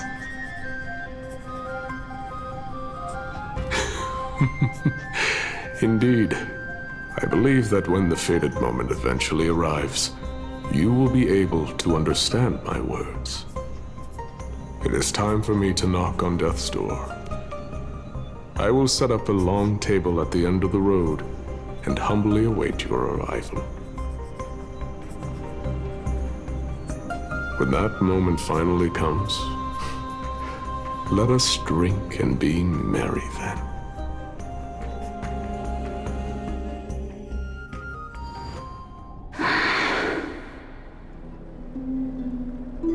I knew this day would eventually come.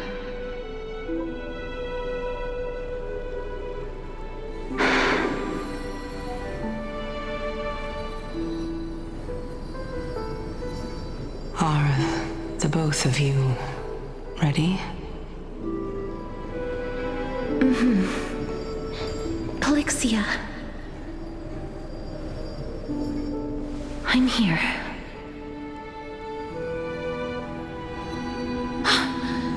What? This... This is quite interesting indeed. Is this... Polixia's sister? Is it... me? Now, it's time for us to fulfill our promises.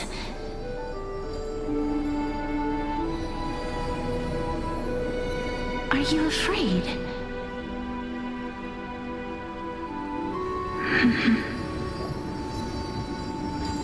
What are you afraid of? That I won't be able to do it.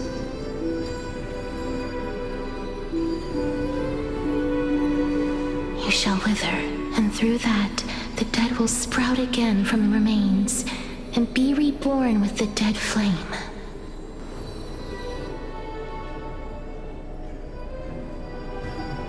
as foretold in the prophecy and according to our vows, once it all ends, we must face our fated moment head-on. Even if it was prophesized, do we have no say in the matter? It's so unfair. Why are we the only ones who are forced into mutual destruction? Let me do it, sister. Let me be death's sacrifice. I was never long for this world anyway. But you're different. I was the one who wasted your life after all.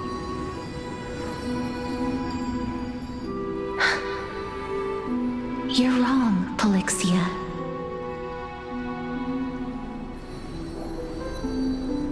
I don't think that my life was wasted.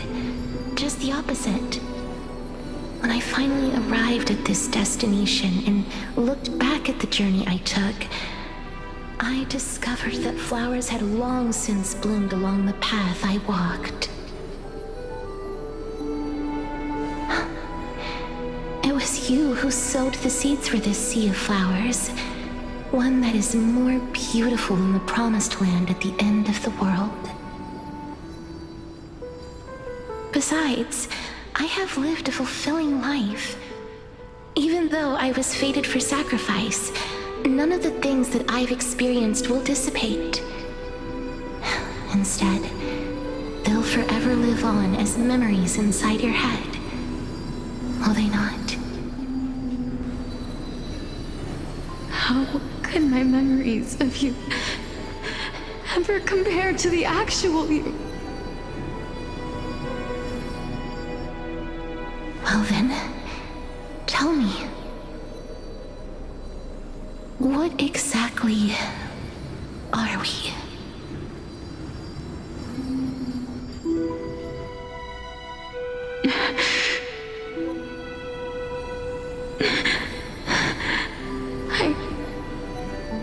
I don't know.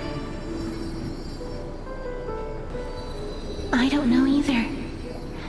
But regardless of what the answer is, regardless of how we're shaped by others, or even by this world, ever since we were born, the fact that we existed was predestined, and nothing could erase it. This is why I will always, always be by your side. We're twins, after all.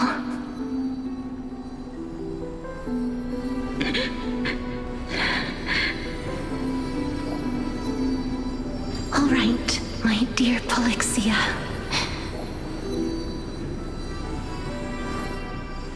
It's time to extract my heart and light the flame of death. After that, use it to plant the first bud in the prophesied new world.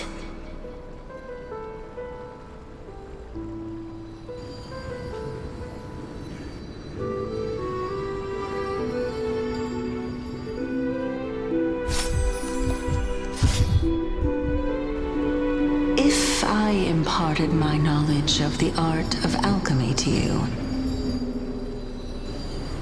would you use it to resurrect someone you loved?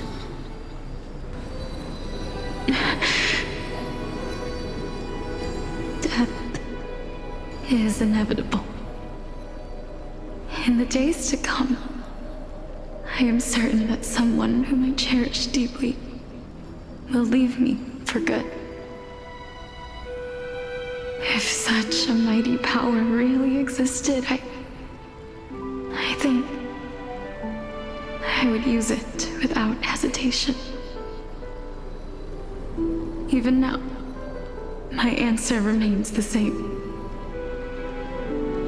This is why, sister, I promise you, in the prophesied new world, I shall plant the first bud on your behalf. Go now. Return to the ocean god's treasured pearl, our hometown.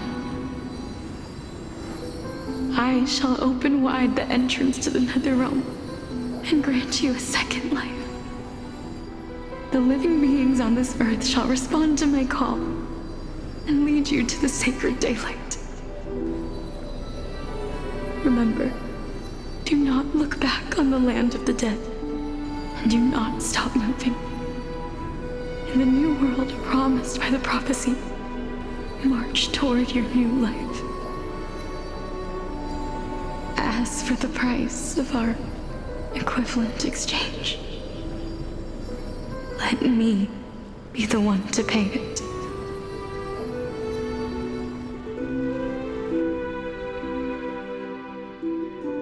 Everybody, we've come to the end.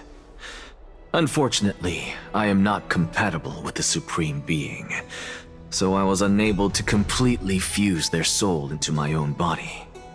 However, being able to glean all this from them is exciting enough. I'm certain of this now. Before the Titans that we are well acquainted with were born, a group of heroes roamed the land. These heroes followed a prophecy and took possession of divine authorities one by one, until they eventually became the pantheon of the new world. Just like the flame chase journey of today, Amphorius's history is cyclical in nature. Huh. What a startling revelation. This means that the demigods, who bear the core flames, will also become the new Titans at the world's end, thereby shaping a new world? I believe that this is the truth behind the Era Nova, as mentioned in the prophecy. This is utterly unbelievable. Besides, those twins in the past, even if they really are Thanatos, their whereabouts are still unknown even today. Are their whereabouts truly unknown? Didn't Polixia mention that seaside town, the birthplace of alchemy in the tale of the dragon? In our world, there exists a city which perfectly matches that description. Styxia. But the people there worship Vagusa and bear no relation to Thanatos. I have also never been to that place, as in the time of Idonia, it had long turned into underwater ruins. Take this. This is... the Nusporist masterpiece, the Philosopher's Stone. It was made by transmuting all of the sages' wisdom into a single entity, with their flesh and blood as its foundation. Remember, I've mentioned before that the art of alchemy is all about conversion, tempering, and ascension. This process also applies to the pursuit of truth. Regardless of how unbelievable this sounds, the truths of the world have been refined from the impurities. Think about the story of the dragon. This stone will lead you to your real hometown, allowing you to reform the door to the Netherrealm and discover Thanatos' fate. You still look as confident in your victory as ever. But what if your conjecture is wrong? Simple. I shall merely admit to the entire world that my experiment was a failure. However, my line of thinking will not fail because I have already planted the seeds of doubt into the hearts of the masses.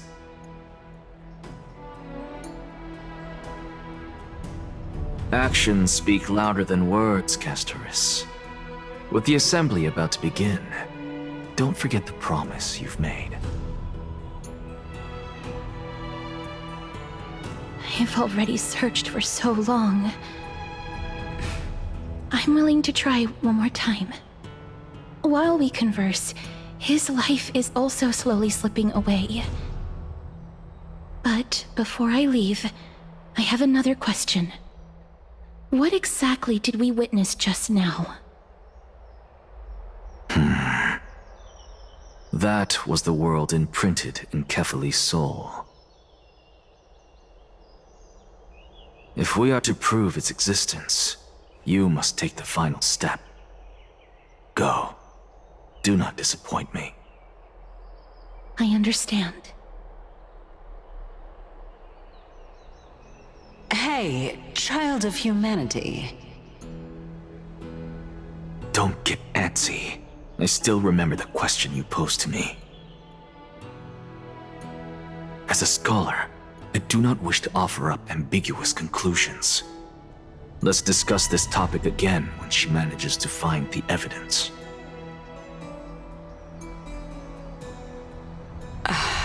I merely wanted to ask, was that stone transmuted from your heart?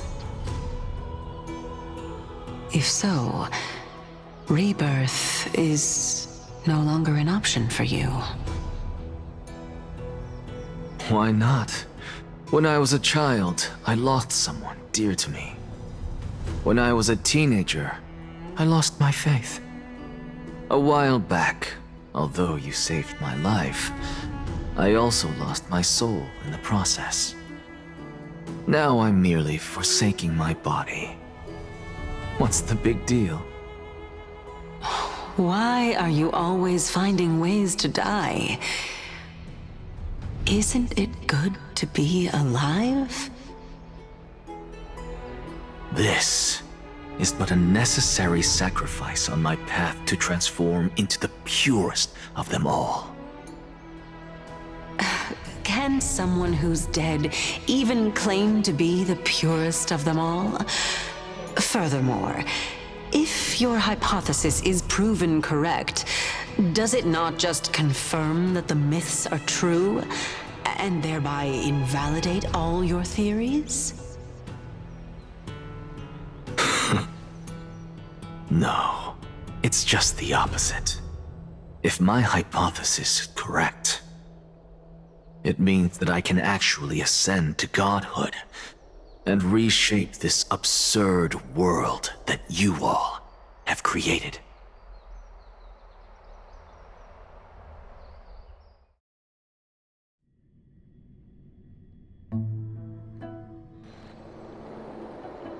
That's a lot to take in at once.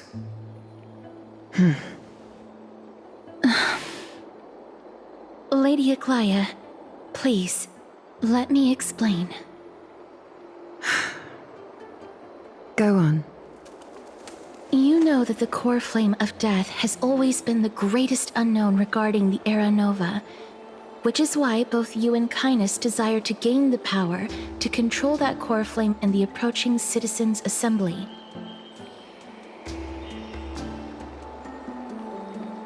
Professor Anaxa has come to a consensus with Kindness.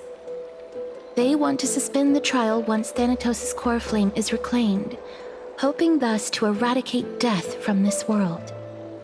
If they're successful, then the flame chase journey will cease, and Akama can enjoy everlasting peace. But I know this runs counter to your wishes. So long as we do not usher in Era Nova, the Black Tide will never be eradicated.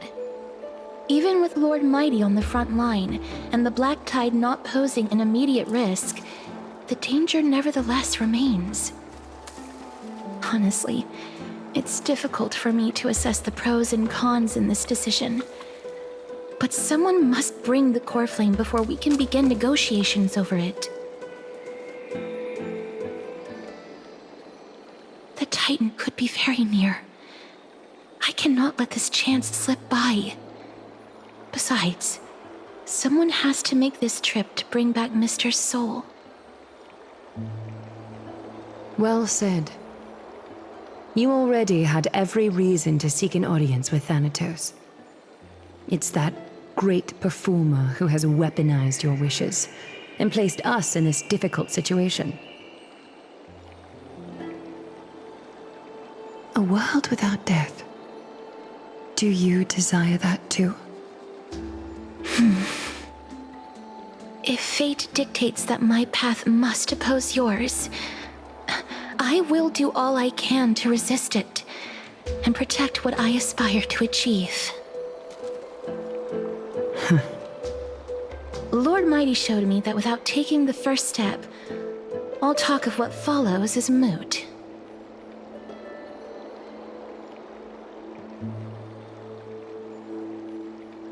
I am not going to punish her for that. I have always hoped to hear you speak your mind, Cass, and I am glad to have heard your true thoughts. Styxia. I visited that place in the past. Though it is now an island surrounded by the river of Souls torrents, it's not hard to see its former splendor. Go. I will not stand in your way. As for you, you are someone who has cheated death. I believe you have more than enough reason to make the trip with Castris and meet the god of death himself. Castris, I too look forward to your journey. I wonder what kinds of new interpretations your completed story will bring to the Flame Chase journey. Thank you, Lady Eclia. I hate to put a damper on this heartwarming moment, but if Styxia is now an island surrounded by the river of Souls torrents, then how do we find a way in? Lady Treby is probably... The answer is quite simple. In the myths, Zagreus once made the domain of the dead their treasure vault. That is to say, they could enter and leave the nether realm as they pleased.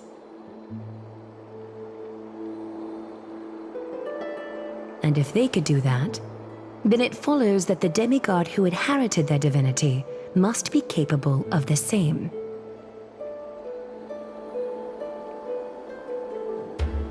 I'll see you at Marmorial Palace at Action Hour tomorrow. Cypher shall be your guide to finding that ancient city.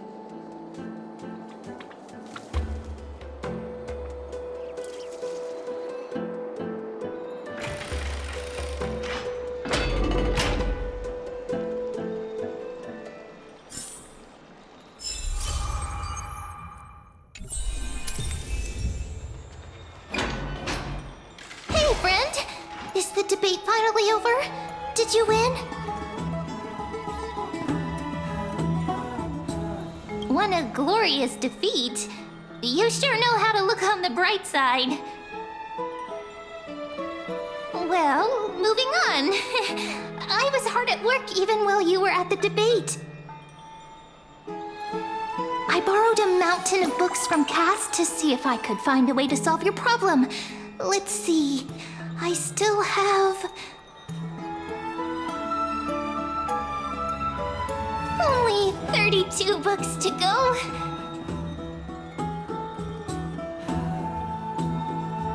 Really? Oh, that's fantastic news. I knew it. Hard work always pays off. Especially if you're as diligent as Ma'am. I feel like a huge burden has finally been lifted off my shoulders. Why are my eyelids so heavy all of a sudden? Oh, you're right. Then I'll go back to...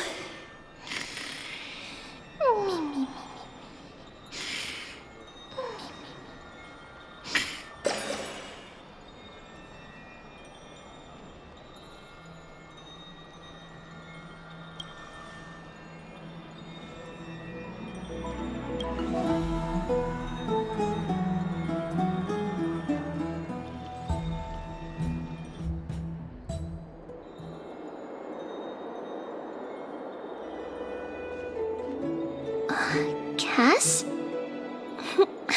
What a surprise. Lady Treeby. Is something troubling you? I just wanted to speak to Lady Trian for a bit before I set off. No matter how breathtakingly beautiful Styxia once was, the place is now the domain of the departed. There is no telling what we'll encounter there. I don't want to have any regrets. Has anyone told you that your eyes are sparkling today? Is that a figure of speech?